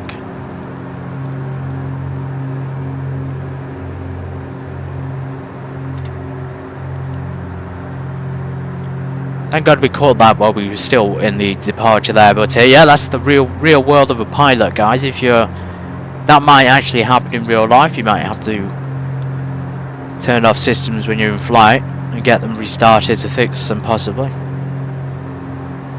The reason we turn the avionics off is so we don't damage them when we move the alternators on and off. Anyway, there she is, Rotterdam. Absolutely fantastic scenery by SimHeaven. If you haven't already figured it out, I think it's fantastic. Actually is accurate as well. She can now use this as VFR scenery, which means you can now look down on the ground and say, hey, I am next to this rest road here. This might be a M25 or something. This might be a familiar road, and then you could drive all the way down on the right hand side towards your airport if you need to. Just a lot better for VFR navigation. And of course Rotterdam Airport, well modelled by Laminar too. Okay, 6,000 feet. Let's set the standard QNH here. We're probably going to have, I think, VFR all the way there just by the look of it.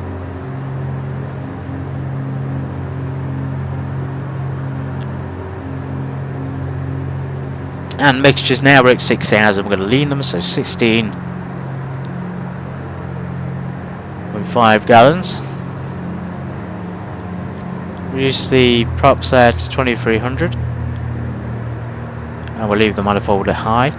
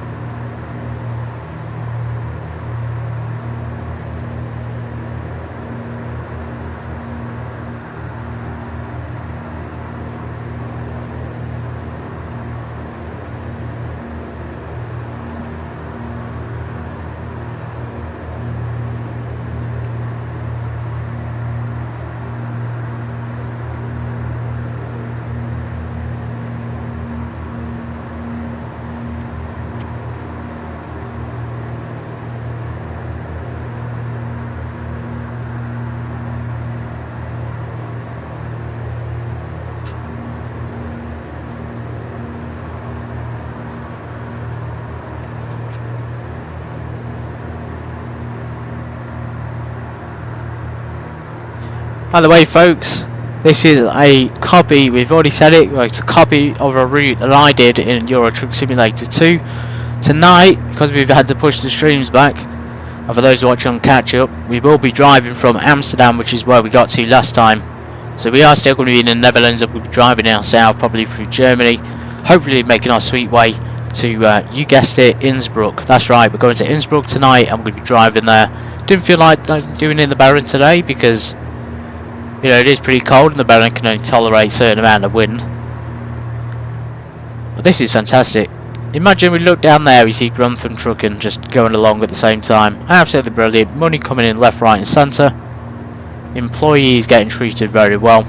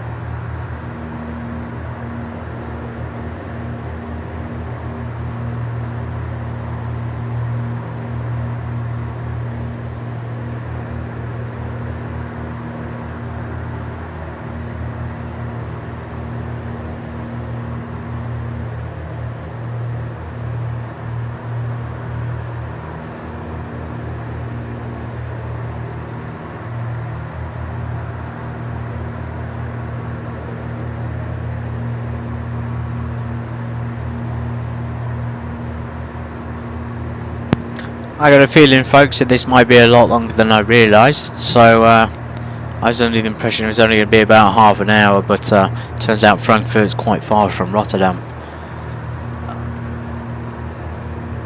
There's our original route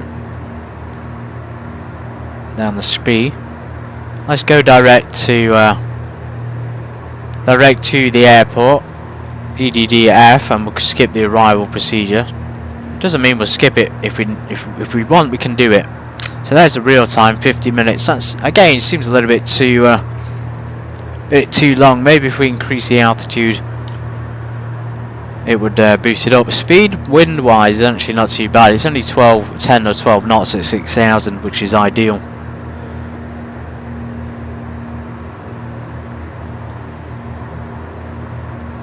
And you see that wind, clouds and things like that are sort of cropping up in the distance.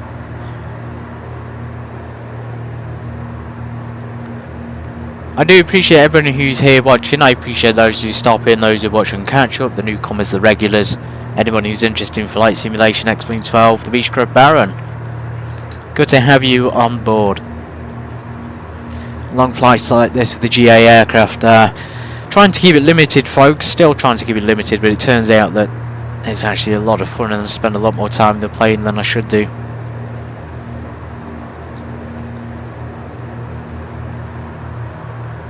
Maybe we can increase our speed a little bit, so let's push our RPM up to 2400. We'll keep our mixtures, try and lean at 16 and the manifold remains, just to give us a little bit of a boost.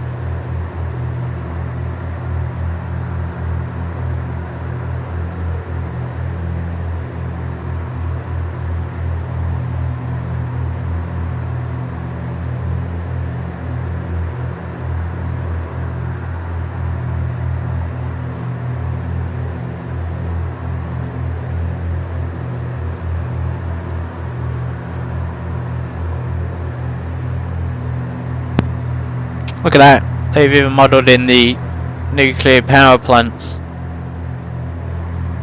There's also these, again, a lot of turbines here in Europe. They're not spinning. There's a lot of green stuff here. So I think these are, I'm 100% sure they're either buildings, and there's some things like that that actually look like solar panels.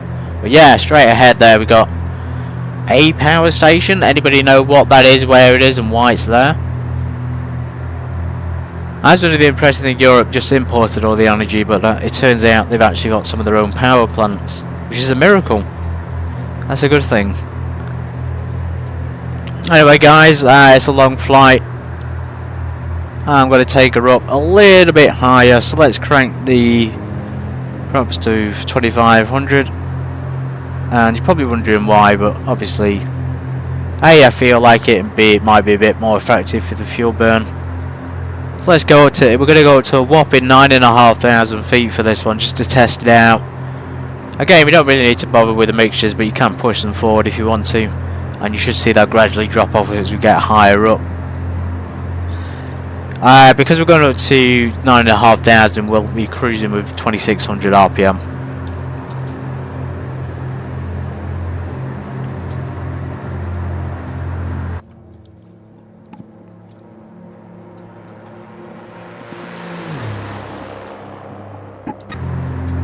One thing I have noticed as well with the scenery is that aside from adding power plants, they also add somewhere down here. So obviously they got the ships, the boats, they have docks, absolutely brilliant. They also add some airport buildings as well, not directly over X-Plane 12s, but they add them in the area, so you may see extra hangars. It makes it extra aircraft related vehicles, like ground vehicles, on the outside of the airports, which is cool. And of course Frankfurt, I actually drove to Frankfurt. As I say, we're recreating the ETS2 route. I drove to Frankfurt Airport and it was modelled, and it is absolutely huge.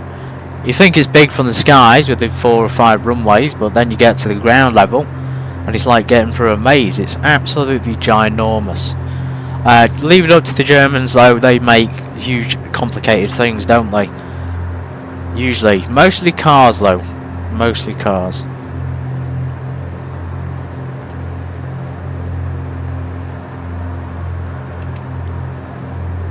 Turns out we got EDDF approach as well, which is now coming into range, and we've probably got ACE information available too.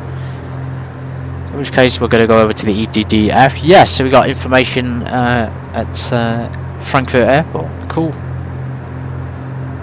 And of course it just goes off right as I say it. Brussels is busy, they've got a lot of ATC, EHM of course, and well, Frankfurt was there but it's vanished. I wonder if approach is going to stay on. Towers online, and let's just tune the approach to save ourselves a bit of a headache here.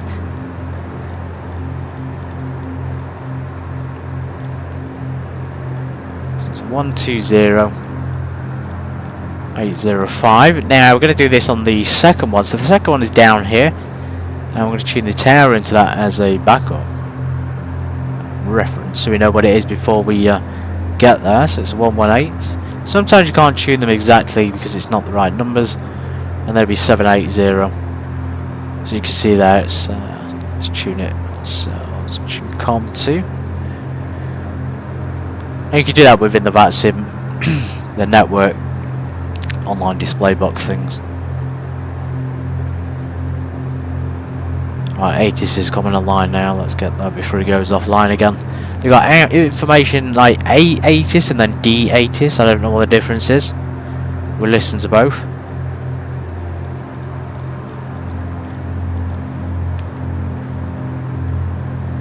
We're going past 9,500. Let's level over 10,000 feet.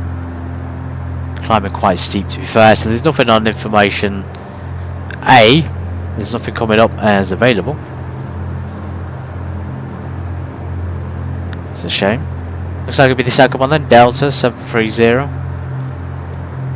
And of course we've got to pay attention to the aircraft, don't forget to fly it. Yeah, nothing's popping up in the agent's information. Maybe they're getting the information sorted. We'll stay on the approach. We probably do need to stay on Unicom technically, but I found that, you know, the earlier you tune in, the better it can be in the long run. Make things a lot easier. So here's the border. So here's Germany. I'm assuming this is Luxembourg down here. Maybe something else. There's Dusseldorf off to our left.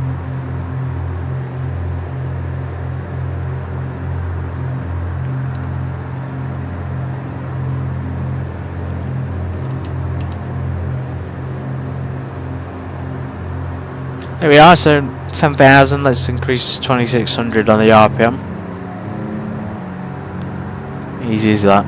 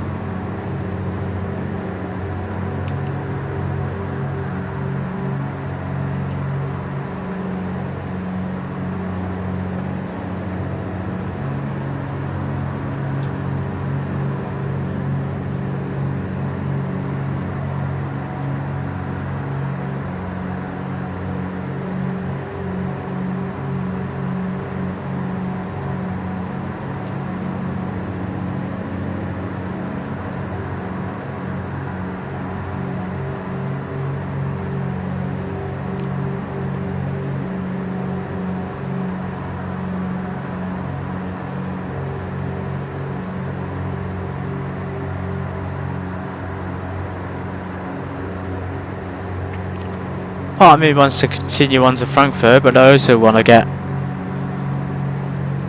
Usually I enjoy these flights. It's not that I'm not enjoying it, everybody, it's that it's just taking too long.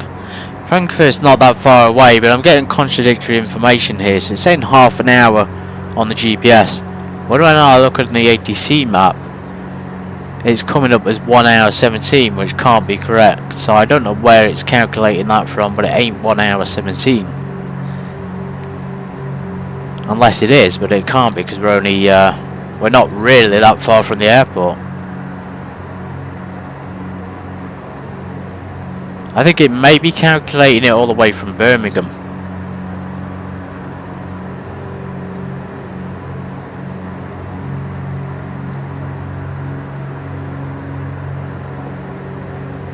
Anyway, winds at 10,000. Again, they're actually a lot more stable here than I expected, so 10 knots, that's nothing. I was expecting 40 or 50 knot winds up here, but it's a lot better. So there we are, more power plants. How many are we? Many power plants, many poles. More over there. So I guess it is Germany, and you know, they probably are quite independent, aren't they, energy-wise? I'm surprised we've been allowed to fly today, because of course there's the fuel issue going on. And it won't just affect cars, everybody, it will affect aircraft as well. So avgas and jet A fuel probably won't be as easy to come by and be restricted at some point to those flights that need it.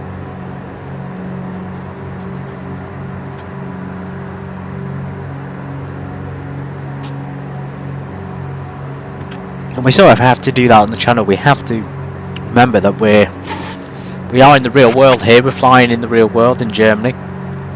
Real world factors will affect the flight. They'll affect everything. The weather certainly does. The time, the month, the year.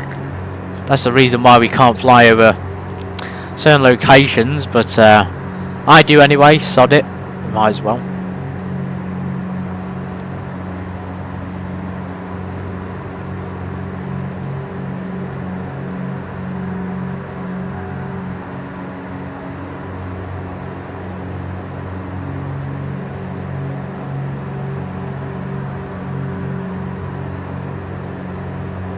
$210 knots, that's pretty impressive for the Baron. It's almost into, it is kind of in the danger zone if it was indicated, but it's not. It's that'll probably be ground speed, won't it?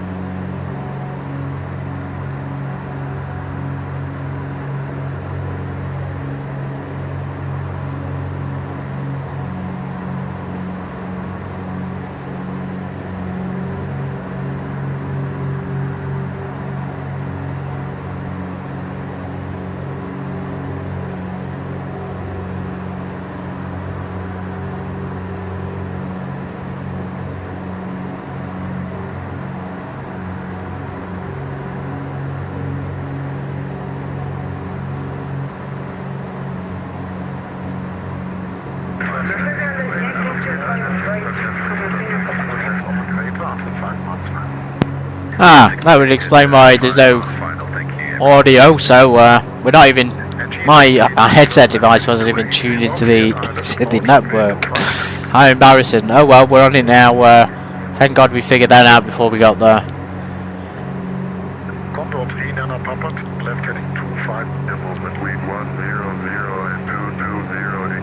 It happens, folks. Gyro pressure's super high. Isn't that a little bit too high for the flight, or is that normal? Looks like it's a bit outside the range. It should be 4.8 to 5.2. Yeah, okay, information Charlo. Charlie Charlo. Frankfurt departure information Charlie. Report time 140.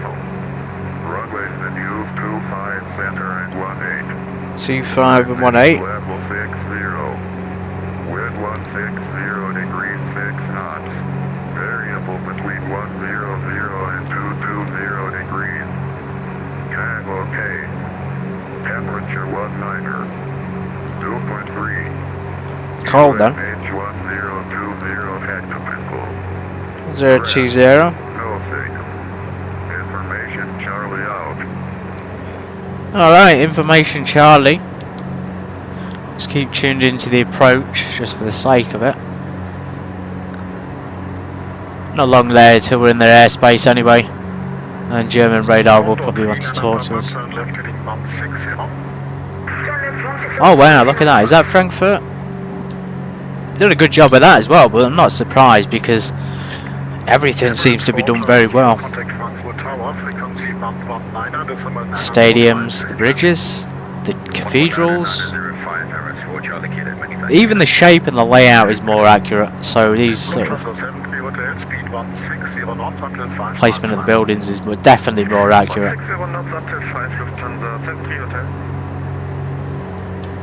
Is that Cole Bon? Expedite descent 4,000 feet.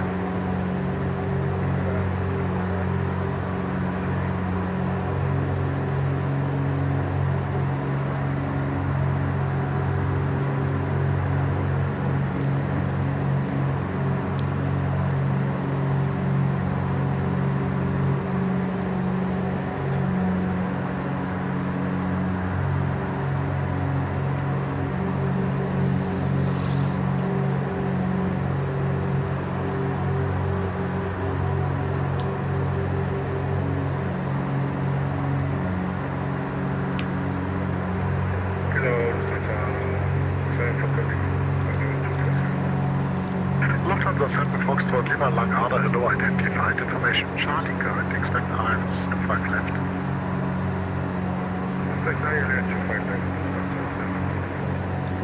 Condor 3 Nana Papa turn right heading 220 cleared ILS Yankee approach 25 right.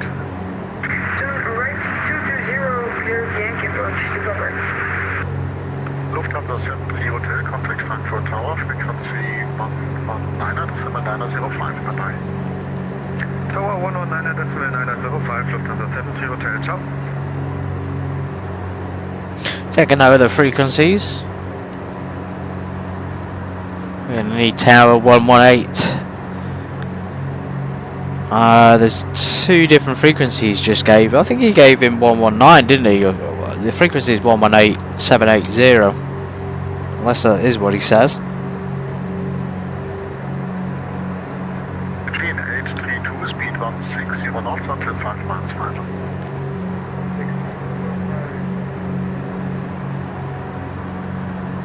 Condor 3 Nana Papa speed 160 knots until 5 miles final. Speed 160 until 5 miles final, Condor 3 Nana Papa. Lufthansa 7 Foxtrot Lima confirm you on DP1 Bravo arrival. DP1 Bravo Lufthansa 7 Foxtrot Lima descent flight level 110 via DP1 Bravo arrival. Looks like it might be the same arrival for everyone, possibly. Depends what we've got as well. Income 1 Charlie arrival, runway 07 left. I'm going to tune the ILS just in case. Although then again, the 80s did say centre, didn't it? 25 and 18. That's interesting.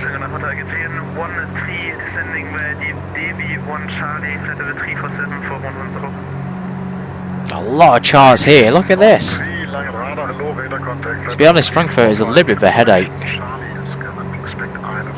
Oh my goodness, look at this. Very overwhelming, very big airport. So we were originally planning for 07, but it looks like 25 centre. 25 left.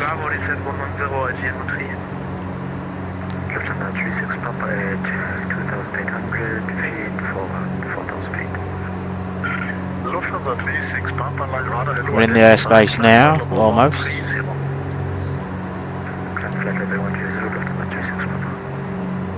GN 832, contact Frankfurt Tower, frequency 119, with decimal 905.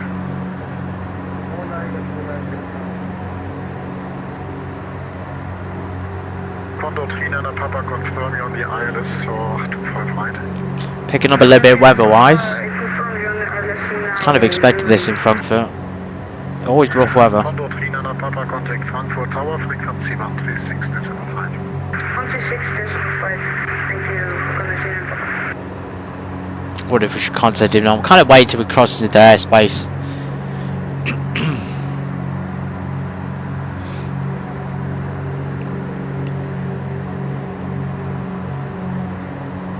So it's actually quite small. The EDDF approach Langdon radar is actually not that big of an area. You got a Hand Airport just outside of it. Hand Airport does in fact have ATC, so we could start that as an alternate if we need to. We got enough fuel on board, or we should do at least. We're in the yellow now. If we want to check it, we can check the iOS. We probably do need to land pretty soon. Maybe we could divert to Han as a little bit of an adventure. Wow, yeah, so it's really picking up scenery wise as well. So you see all these mountains. I don't actually know what these are called. They look very, very nice. Yeah, glorious.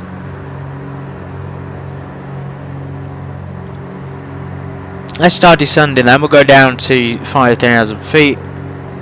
We don't need to get the AC clearance for that because we've already fired for 5,000 feet. As long as we stay within their sort of control zone, we should be good.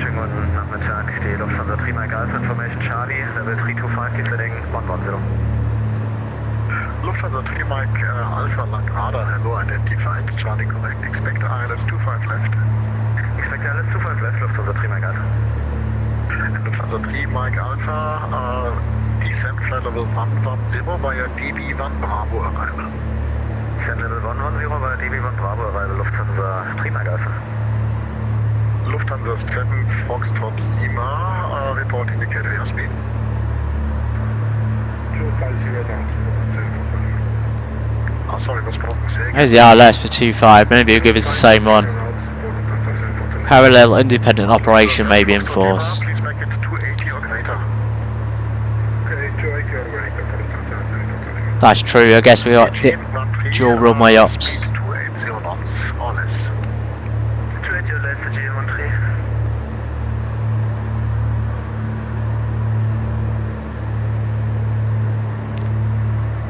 Lufthansa 36 Papa, monitor advisory, bye-bye. Anyway, so 115.15 for the RLS. Let's tune that in. And there's a message. I probably have to contact him, which is fine. 120805. Where are we now? So we're going direct to Mgood. Descending 5,000 feet. Frankfurt approach, Foxtrot Hotel Echo Romeo Mike, descending 5,000 feet, direct to Mgood. Foxtrot Hotel Echo Romeo Mike, confirm your IFR into Frankfurt. Affirmative, IFR flight, Foxtrot Romeo Mike. Okay, Foxtrot Romeo Mike, so maintain flight level 100 for now. There are approximately 80 miles to go until the ILS. Roger, maintain flight level 100, Foxtrot Romeo Mike. At Foxtrot Romeo Mike, Frankfurt information, Charlie is current, expect ILS 25 left. Roger, have information Charlie on board. Expect the ILS runway 25. Rockstrop Romeo Mike. It's 25 left. 25 left, Roger. Foxtrot Romeo Mike. At Foxtrot Romeo Mike, to save you some miles, proceed direct Delta Foxtrot 403. Thereafter Delta Foxtrot 416.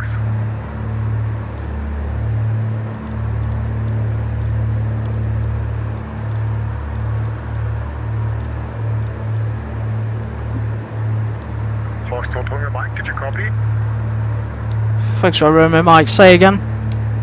Foxtrot Romeo Mike, proceed direct waypoint Delta Foxtrot 403, thereafter Delta Foxtrot 416. 403 416 Delta Romeo Foxtrot Romeo Mike. Right, I think this is it, guys. I had to get it repeat that, but I think that's the one we're going to. A lot of ATC there, which is good. 25 left, ILS. I forgot to give him the information Charlie, which was a bit embarrassing.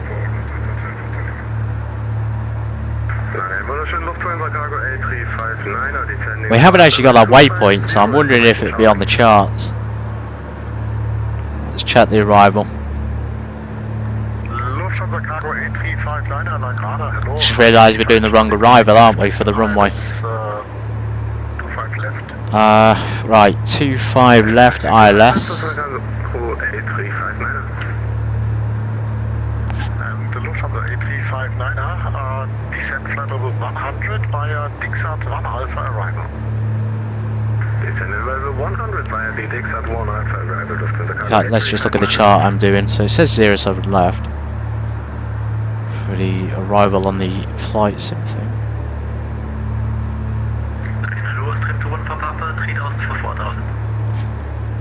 Austrian 214 Papa, Lang Radar, hello identified, climb flight level 110. Climb 110, Austrian 214 Papa.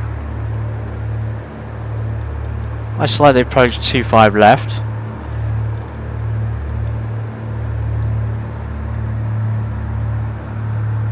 EGBB 13, after Spesa, fly heading 340. Lead Spesa heading 340, EGBB 13. That seems to delete out the flight plan. 3 Mike Alpha, speed 280 knots. That's unfortunate. 3 Mike Alpha, speed 280 knots.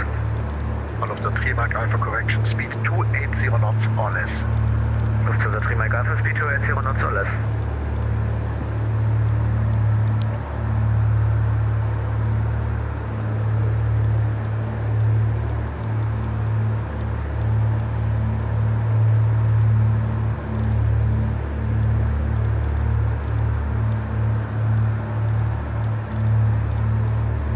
Lufthansa 7 Foxtrot Lima, descent altitude 4000 feet, QNH 1020. I'll admit, right, there's 10,000, but we should stay at 10,000 as he said, so that's kind of convenient. Departure, Lufthansa Foxtrot 125, 2900. Lufthansa 7 Juliet Foxtrot, Langen Radar, hello, identified, climb flight level 110. Flight level 110, Lufthansa Juliet Foxtrot. Austrian 214 Papa, climb flight level 130. Climb flight level 130, Austrian 214 Papa. EGN 13, descent altitude 4000 feet, QNH 1020. Descent altitude 4000 feet, QNH 1020, EGN 13. Bit messing around there with the props. Got to remember to keep that speed up, so 2600. Foxtrot Lima, speed 220 knots indicated. Speed 220 knots for Lufthansa 7.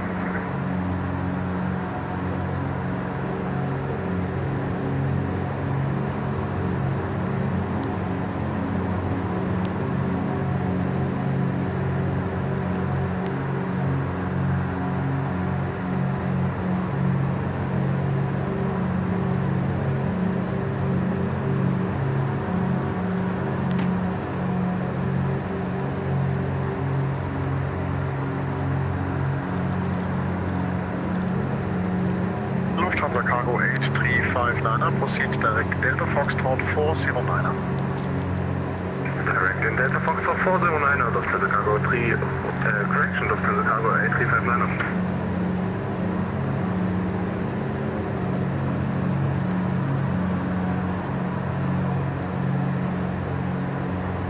AGN 13, speed 220 knots indicated. Okay, speed 220, AGN 13. Austrian 214 Papa, monitor advisory, bye bye. I think we just have to assume that was the right waypoint because it's not popping up for me. Just paying so much attention to the GPS.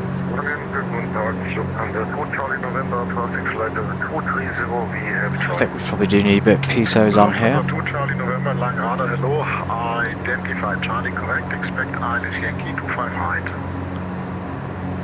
Lufthansa 2 Charlie November, expecting Yankee 25 height. At least, to be fair, he asked us actually whether we wanted IFR. Yeah, he said that we wanted IFR, which is good. Fly heading 340. After Space heading 340, Lufthansa 3 Mike Alpha.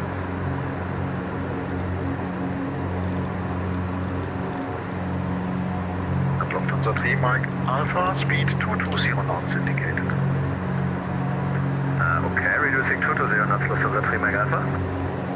Lufthansa 2 Charlie November, cleared Kirax 5 Alpha arrival. Lufthansa 2 Charlie November, cleared Kirax 5 Alpha. And Lufthansa 2 Charlie November, descent flight level 110 to reach at Kirax. Lufthansa 2 Charlie November, descent level 110 at Kirax.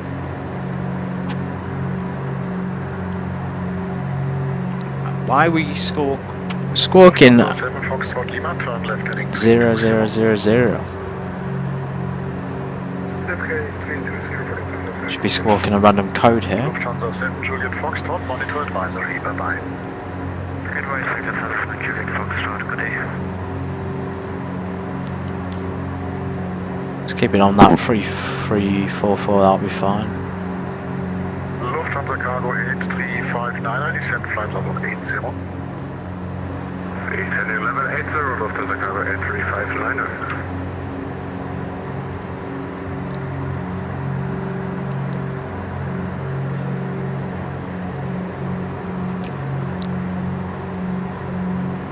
Irgendwie war da jemand in diesem Jahr.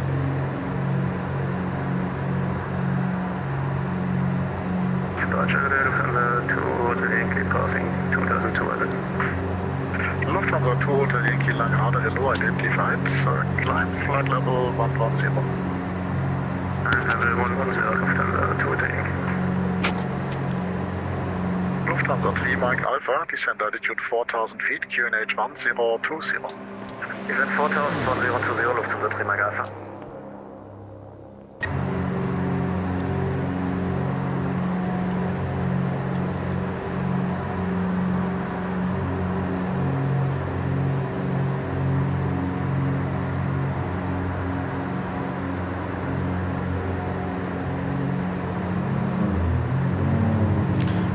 Lufthansa 2 Charlie November, proceed direct waypoint Delta Foxtrot 423. Lufthansa 2 Charlie November, direct Delta Fox 423.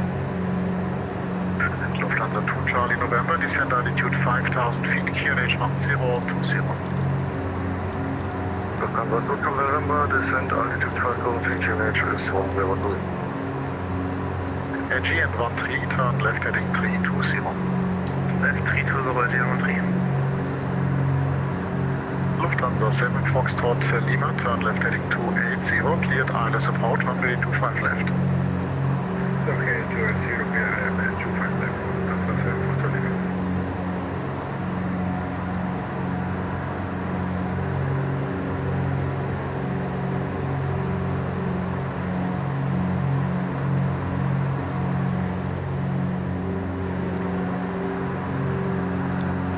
I'm tempted to just cancel the clearance here and just go direct for a visual.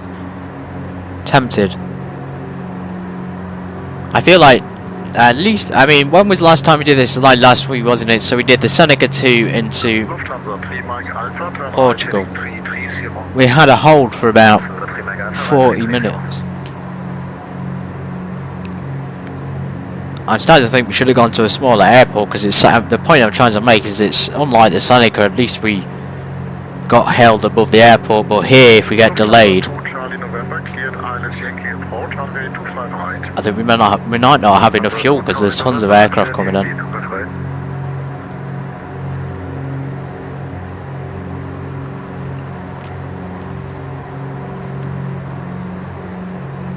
Right, where are we now? So we're going all the way down.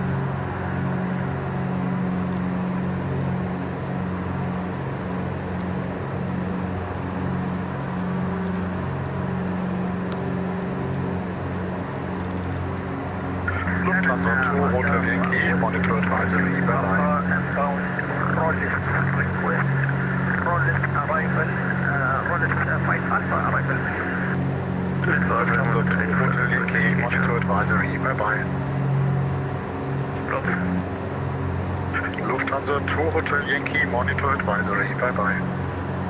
Monitor advisory, 2 Hotel Yankee, the GM13, turn left heading 280, cleared ILS approach, runway 25 left. Left heading 280, cleared ILS to west left, GM13. Fizzer 37 Papa Langrada, hello, identified information Charlie, current, expect ILS Yankee 25 right. Information Charlie, expect ILS Yankee 25 right, with 37 Papa. Fizzer 37 Papa, direct roll is cleared, roll is 1 Alpha arrival, descent flight level 100. I think you can see the waypoints on this as well if you click on IFR. Yeah, you can, so you can see the waypoints. Direct roll is descent flight level 100. And all the DFs, which we need. Roger, cleared Loris 5 Alpha, descent 10,000, with 3 Papa.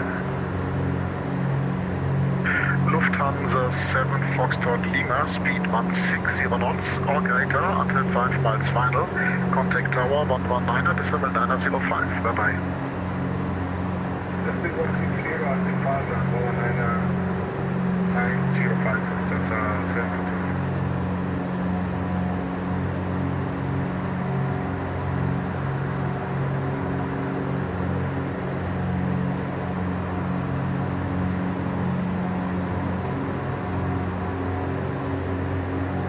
Condor 8359, descent flight level 60.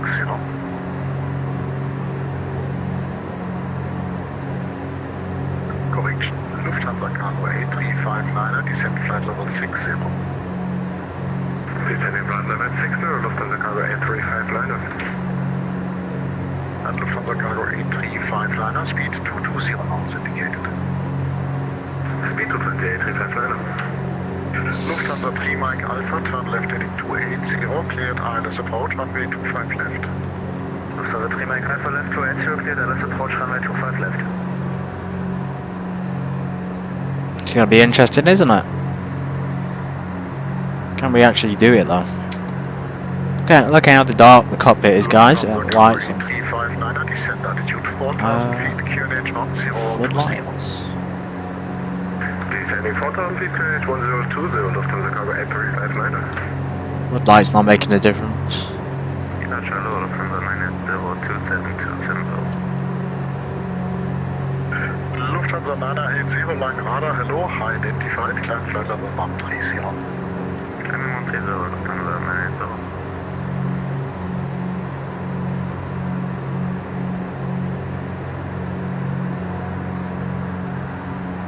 GM 13, speed 160 knots until 5 miles final. 160 until 5, GM 3.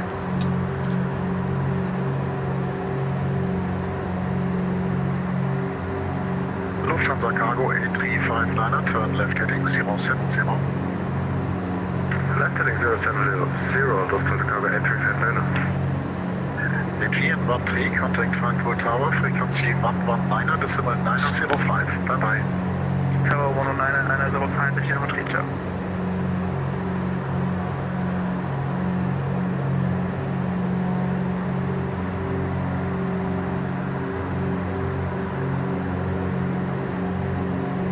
Lufthansa 2 Charlie November, speed 220 knots or greater. Lufthansa Food Colin November, speed 220 or greater. Flight radar City 876 passing 3,500 feet on the Maroon 8 Mike departure. City 876 Rudder, hello, identified, climb flight level 130. So this is where we're going. I think it's 630, which is going to take us probably right over the airport. You have 620 there, but 63 is not coming up, so we'll go in that direction. Hopefully we don't get told off.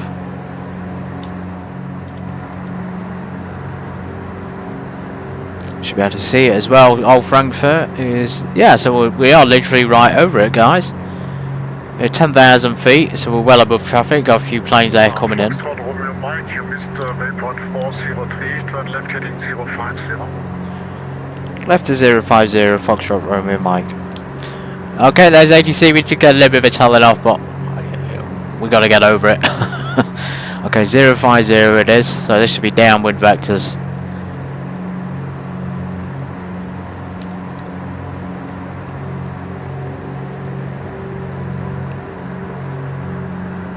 I suppose it does it makes you fly properly when you're on the network as well. Sometimes I don't, and I do make mistakes, but sometimes I also don't know where I'm going, and then spend ages looking for it,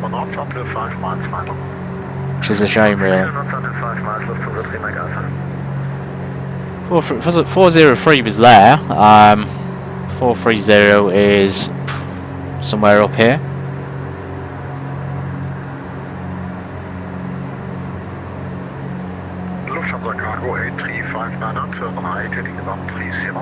We need to conserve our fuel now, so let's reduce our props. You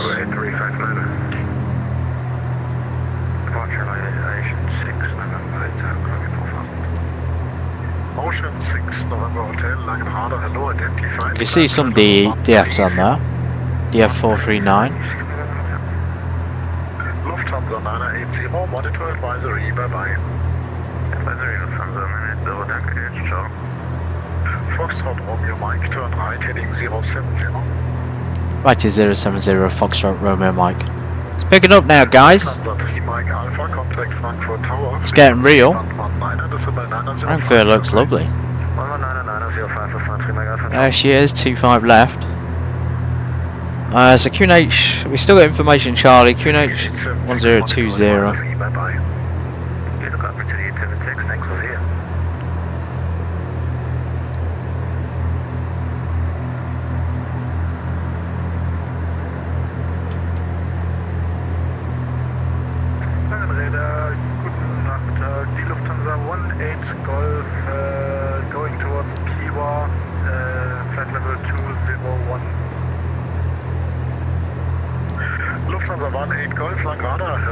There's of course Frankfurt Station. Delta, correct. Expect ILS 25 left. Expecting ILS 25 left. Keep looking at this map for more for the traffic. So Lufthansa 18 Golf, descent flight level 110, start descent now. Traffic crossing from your left, from your right, not on my frequency. Flight level, what was it again? Down, start descent now, flight level 110. Flight level 110, descent was already started, so Lufthansa 18 Golf. Perfect, Lufthansa 18 Golf, direct Spesa, clear Spesa 5 Bravo arrival. Spesa 5 Bravo with arrival, direct Spesa, Lufthansa 18 Golf. Lufthansa Cargo 8359, turn right, heading 230, cleared ILS approach, runway 25 left. should be able to see these guys in the air somewhere. Ah, there they are. Foxtrot Romeo Mike, descent flight level 60. Descended 6,000 feet, Foxtrot Romeo Mike. Right guys, down we go. Level 60, standard QNH.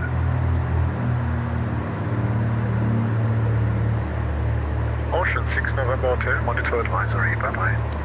Right, we'll maintain, as he says, 6 standard QNH. I think that was for us. Bring the props back. We can bring them all the way down to 2,000. Hello, identified, climb flight level 130. Flight level 130, speed by 112. Is there 37 Papa, descent flight level 80. flight level 80, with 371. Lufthansa 2 Charlie November, speed 160 knots until 5 miles final, contact tower 136.5, bye-bye. Lufthansa 2 Charlie November, speed 160 until 5, tower 136.5, danke. Frequency 136.5. Center 1365. Radar, hello, speedbird 8 for Bravo is with you. Flight level 212, descending flight level 170, inbound MGOD. Speedbird 84 Bravo, line radar, hello, radar contact, flight level 210, information Delta, current, expect ILS Yankee. Information Delta. Expect ILS Yankee 25 right, and confirm the ATIS, please.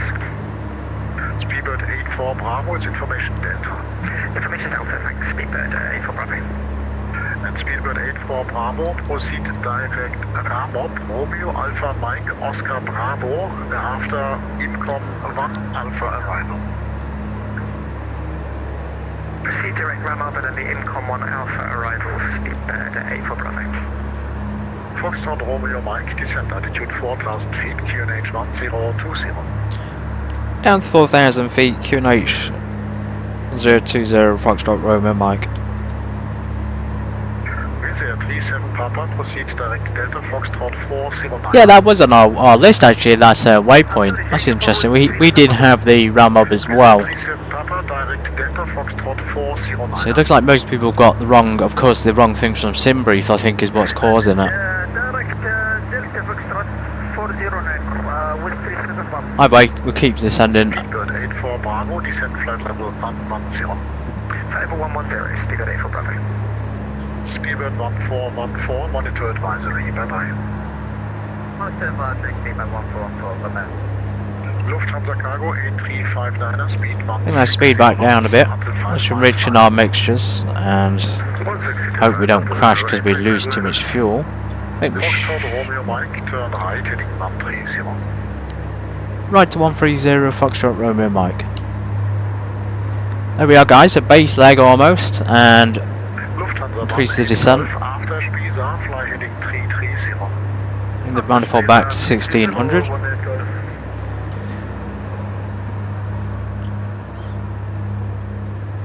Long final, which is good. ILS tuned in. Lufthansa 44 Tango, Give her a course of 246. Landing lights. Probably not yet.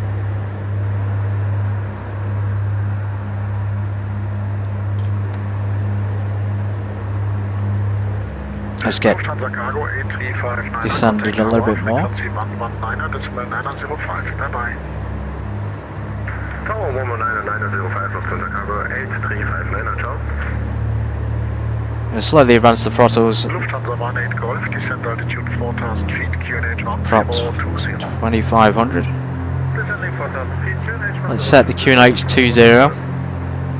Foxtrot Romeo Mike, turn right, heading 240, cleared ILS approach, runway 25 left.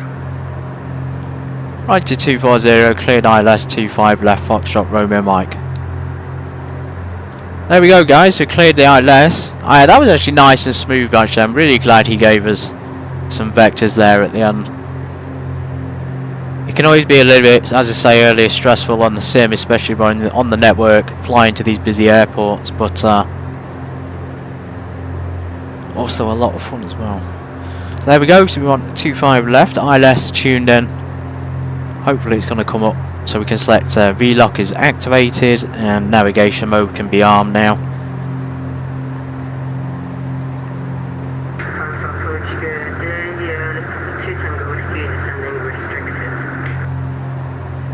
Lufthansa 2 Tango Whiskey, Langenrader, hello, radar contact, flight level 204, information Delta current, expect ILS 25 left.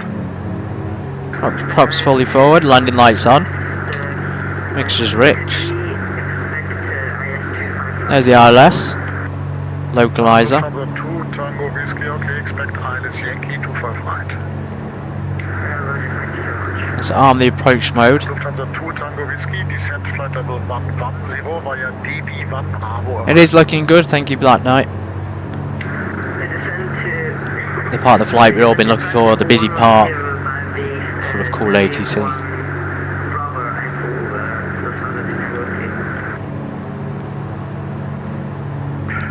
Lufthansa 44 Tango, monitor advisory, bye-bye.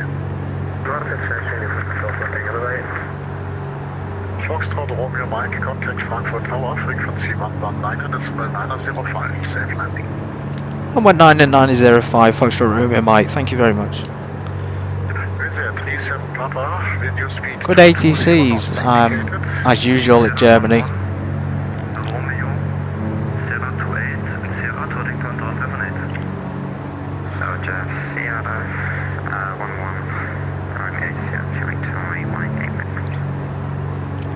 Frankfurt Tower, Foxtrot Hotel Echo Romeo Mike, established ILS runway 25 left. Foxtrot Romeo Mike Tower, hello, wind 170 against Addon, runway 25 left, clear to land. Clear to land runway 25 left, Foxtrot Romeo Mike.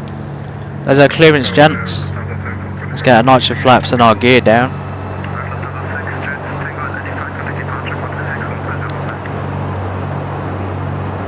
Let's do the taxi light on as well. Just because it is a little bit dark.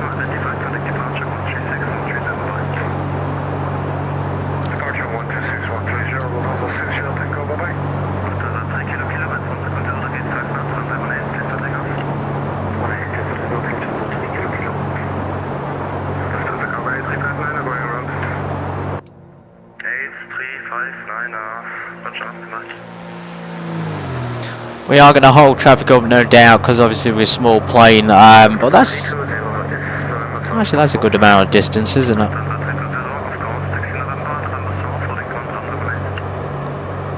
We are on the autopilot, gents, folks, ladies and gentlemen. I'm going to transition to manual flight about 1,000 feet, so we've got one nitro flaps for the approach. We don't really want to slow down too much here.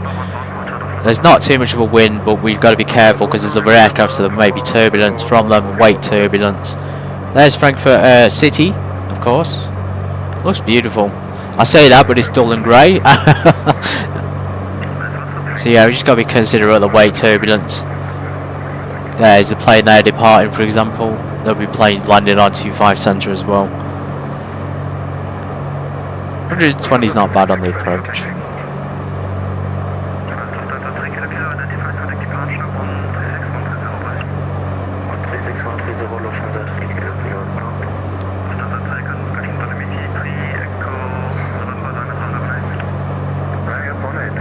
We had the same issue, not issue, but we had the same thing at Faro, which was fantastic. You spend the flight without ATC, you get to the final destination. It's the best feeling in the world when you get ATC online, especially when it's nice and busy like this. This is as realistic as it gets, everyone. Let's go full flaps.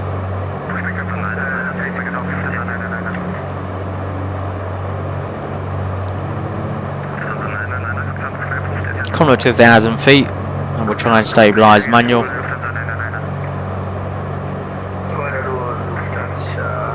He's going to give us taxi directions. We should have looked at the charts a bit more on the routes. We'll try and get off here by Romeo 11 or something, or Romeo 15.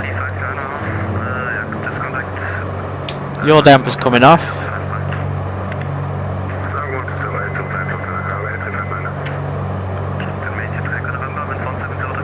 Using the old school instruments now for the reference.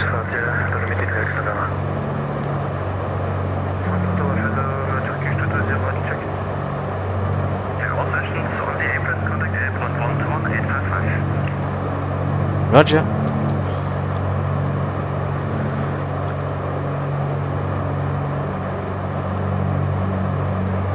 So there we are, a little bit high. It tends to happen with the Baron. I've noticed that. I don't know whether it's the update with the REP, but there tends to be a pitch up attitude at the oddest of times. It could be hard to get it under control. Look at the airport though. We're not getting too much of a performance hit either, which is pretty good for Germany.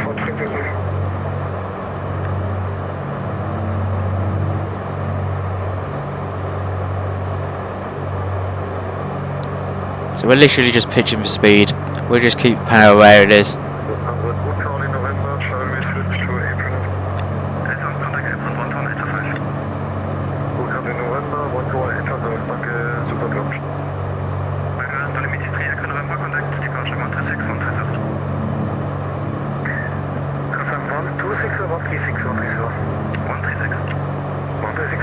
I think we can safely reduce some of that power. We are coming in nice and hot. There we go. And we'll keep it steady. You've got a little bit of room to work with here for the descent.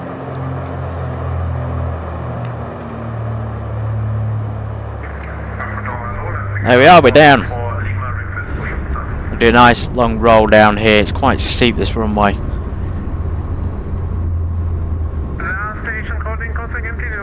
A little bit of braking there, so landing lights could come off. As usual, folks, flaps up.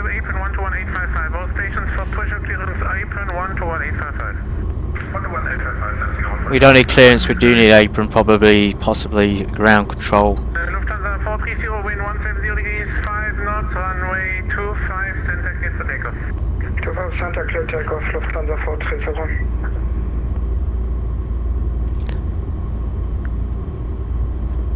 Dankeschön for the ATC, I guess they would say. Dolomitic 8 Mike Mike on frequency? 8 Mike Mike. Lufthansa Dolomitic 8 Mike Mike, land up runway 18. On up 8, question on up 18, Dolomitic 8 Mike Mike. And Lufthansa 330, confirm on frequency as well? 320, we will wait for like 5 minutes. Okay, Lufthansa 320, then advise ready for departure. The code Lufthansa 320. Foxtrot Romeo Mike, vacate to the left. Vacate left, Foxtrot Romeo Mike. Foxtrot Romeo Mike, welcome to Frankfurt. Taxi to the GAT entry via Romeo, Sierra 28, Sierra, Yankee 5, hold short of Yankee 7. Taxi GA, parking Romeo Sierra 28, Sierra 9-8 Yankee, excuse me, Yankee Sierra, Yankee Zulu, Golf Romeo Mike. Completely wrong call outs there. Sierra 28, Sierra, for now hold short of Yankee 5, we'll make it easier for you. Romeo, Sierra 28, Sierra, hold short of Yankee 5. Roger. Let's get the charts up, folks. Frankfurt Tower, Lufthansa. Strobes on. Established ILS 25 left. So we're off at Romeo 13, let's get the charts up. Do you have both runways inside? It is right, he is right though, it's complicated, isn't it? Romeo Sierra 28, Sierra Yankee 5, that's pretty good. In case of missed approach, fly runway heading Lufthansa. Oh, Charlie on. 18 Golf cleared, visual approach. Radar off. 2%. Lufthansa Golf confirm 5,000 feet. Cow flaps. 5,000 feet in case of missed approach, Lufthansa. So he wants us to go down here to Sierra and then Yankee 5. Contact radar 120.155. Hold point Yankee 7, which is right there. Lufthansa 8 Mike Mike, wind variable 2 knots, runway 18 clear for takeoff. Mike takeoff, Cheers, Black Knight, thank you. Willkommen, welcome to Deutschland, welcome to Germany. Once again, good GA flight, like to take the time. Those ending parts can feel slow when you're coming in for the airport, but then once you're there and the ATC comes online, it can pick up and it feels like you could spend a long time with it, basically. Today we didn't have the luxury of a go around, we really are low on fuel. Wind variable 2 knots, runway 25 center, clear to land. Clear to land, runway 25 center, Lufthansa 18 Golf. Lufthansa 320, clear for departure. Lufthansa 320, copy land, line up, runway 18. Line up, runway 18, 320. Tons of aircraft though. They've improved it, if anybody's noticed. X-Plane is now adding more features, like more physical objects into hangars, so there are now people working on the planes, which is great. And of course the actual airports themselves have more to them, especially in Germany. The Frankfurt one is really well made. I suspect also there's a lot of modding community there doing a lot of the work, so people just do it in their own time and they add objects to the airports for the actual base game, which is great. Keep taxiing down. Anyway, folks, we'll get there. We'll taxi. We'll watch the replay, and then we'll call it quits. And then if you are joining me later on, Lufthansa 425, Frankfurt Tower. Hello, are you able to finish the taxi departure? If you are joining me later for ETS2, we're going to be doing that later on, and we'll be departing from Amsterdam later in the Grampen trucking, and we'll be taking it down.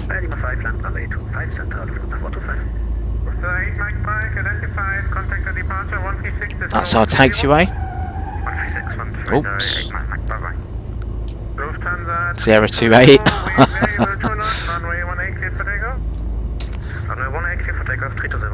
Yeah, so Amsterdam tonight, folks, and then we'll be continue. Probably drive down to Frankfurt. Imagine that. We can see Frankfurt Airport together.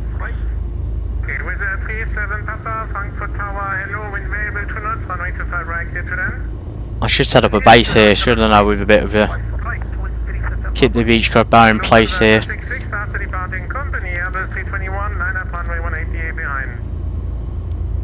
After departing company Airbus A320, line up runway 18 behind Lufthansa 266.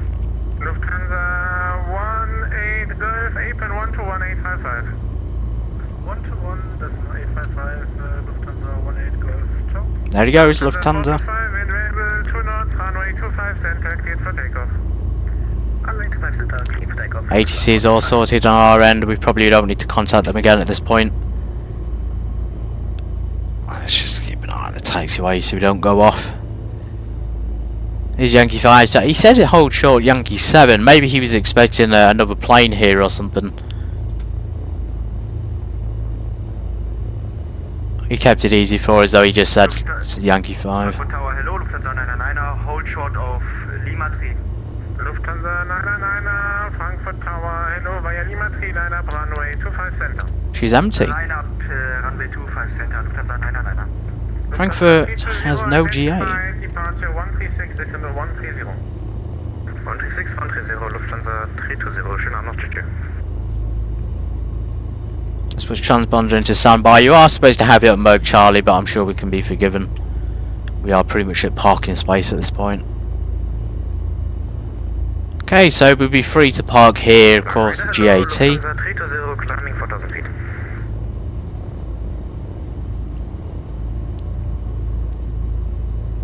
Lufthansa 320, still on tower frequency.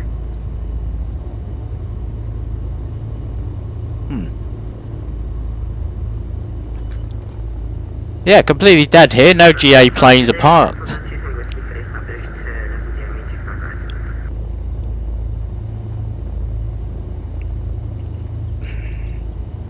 Well, that's kind of a relief, folks. Avionics off before the break. Oh, well, let's recap. We took an extra bit of fuel at the end, but it turns out we probably didn't even calculate enough to begin with, so we burned more than we expected. Lights are off. You don't have to turn the beacon or the prop sync off, so I'd say just leave them on. That light field there also isn't really doing much. Alternators and magnetos, of course, in batteries. So that's it. And then, of course, if you want to turn these off, you can do, unless you're going to go out on another flight. Let's get out and welcome ourselves. Good, yeah, really good ATC. Brings it alive, really keeps it realistic, and it is pretty much as real as it gets. It was, we're on the yellow line as well, so pretty decent parking. Alright guys, the last moment of truth. Thank you for being here. I appreciate it's been longer than usual. It's just that arrival there to Frankfurt, I think, took longer than I expected. So, replay, and I will sign off for now. See you later on ETS2 if you're coming along. Have a fantastic day.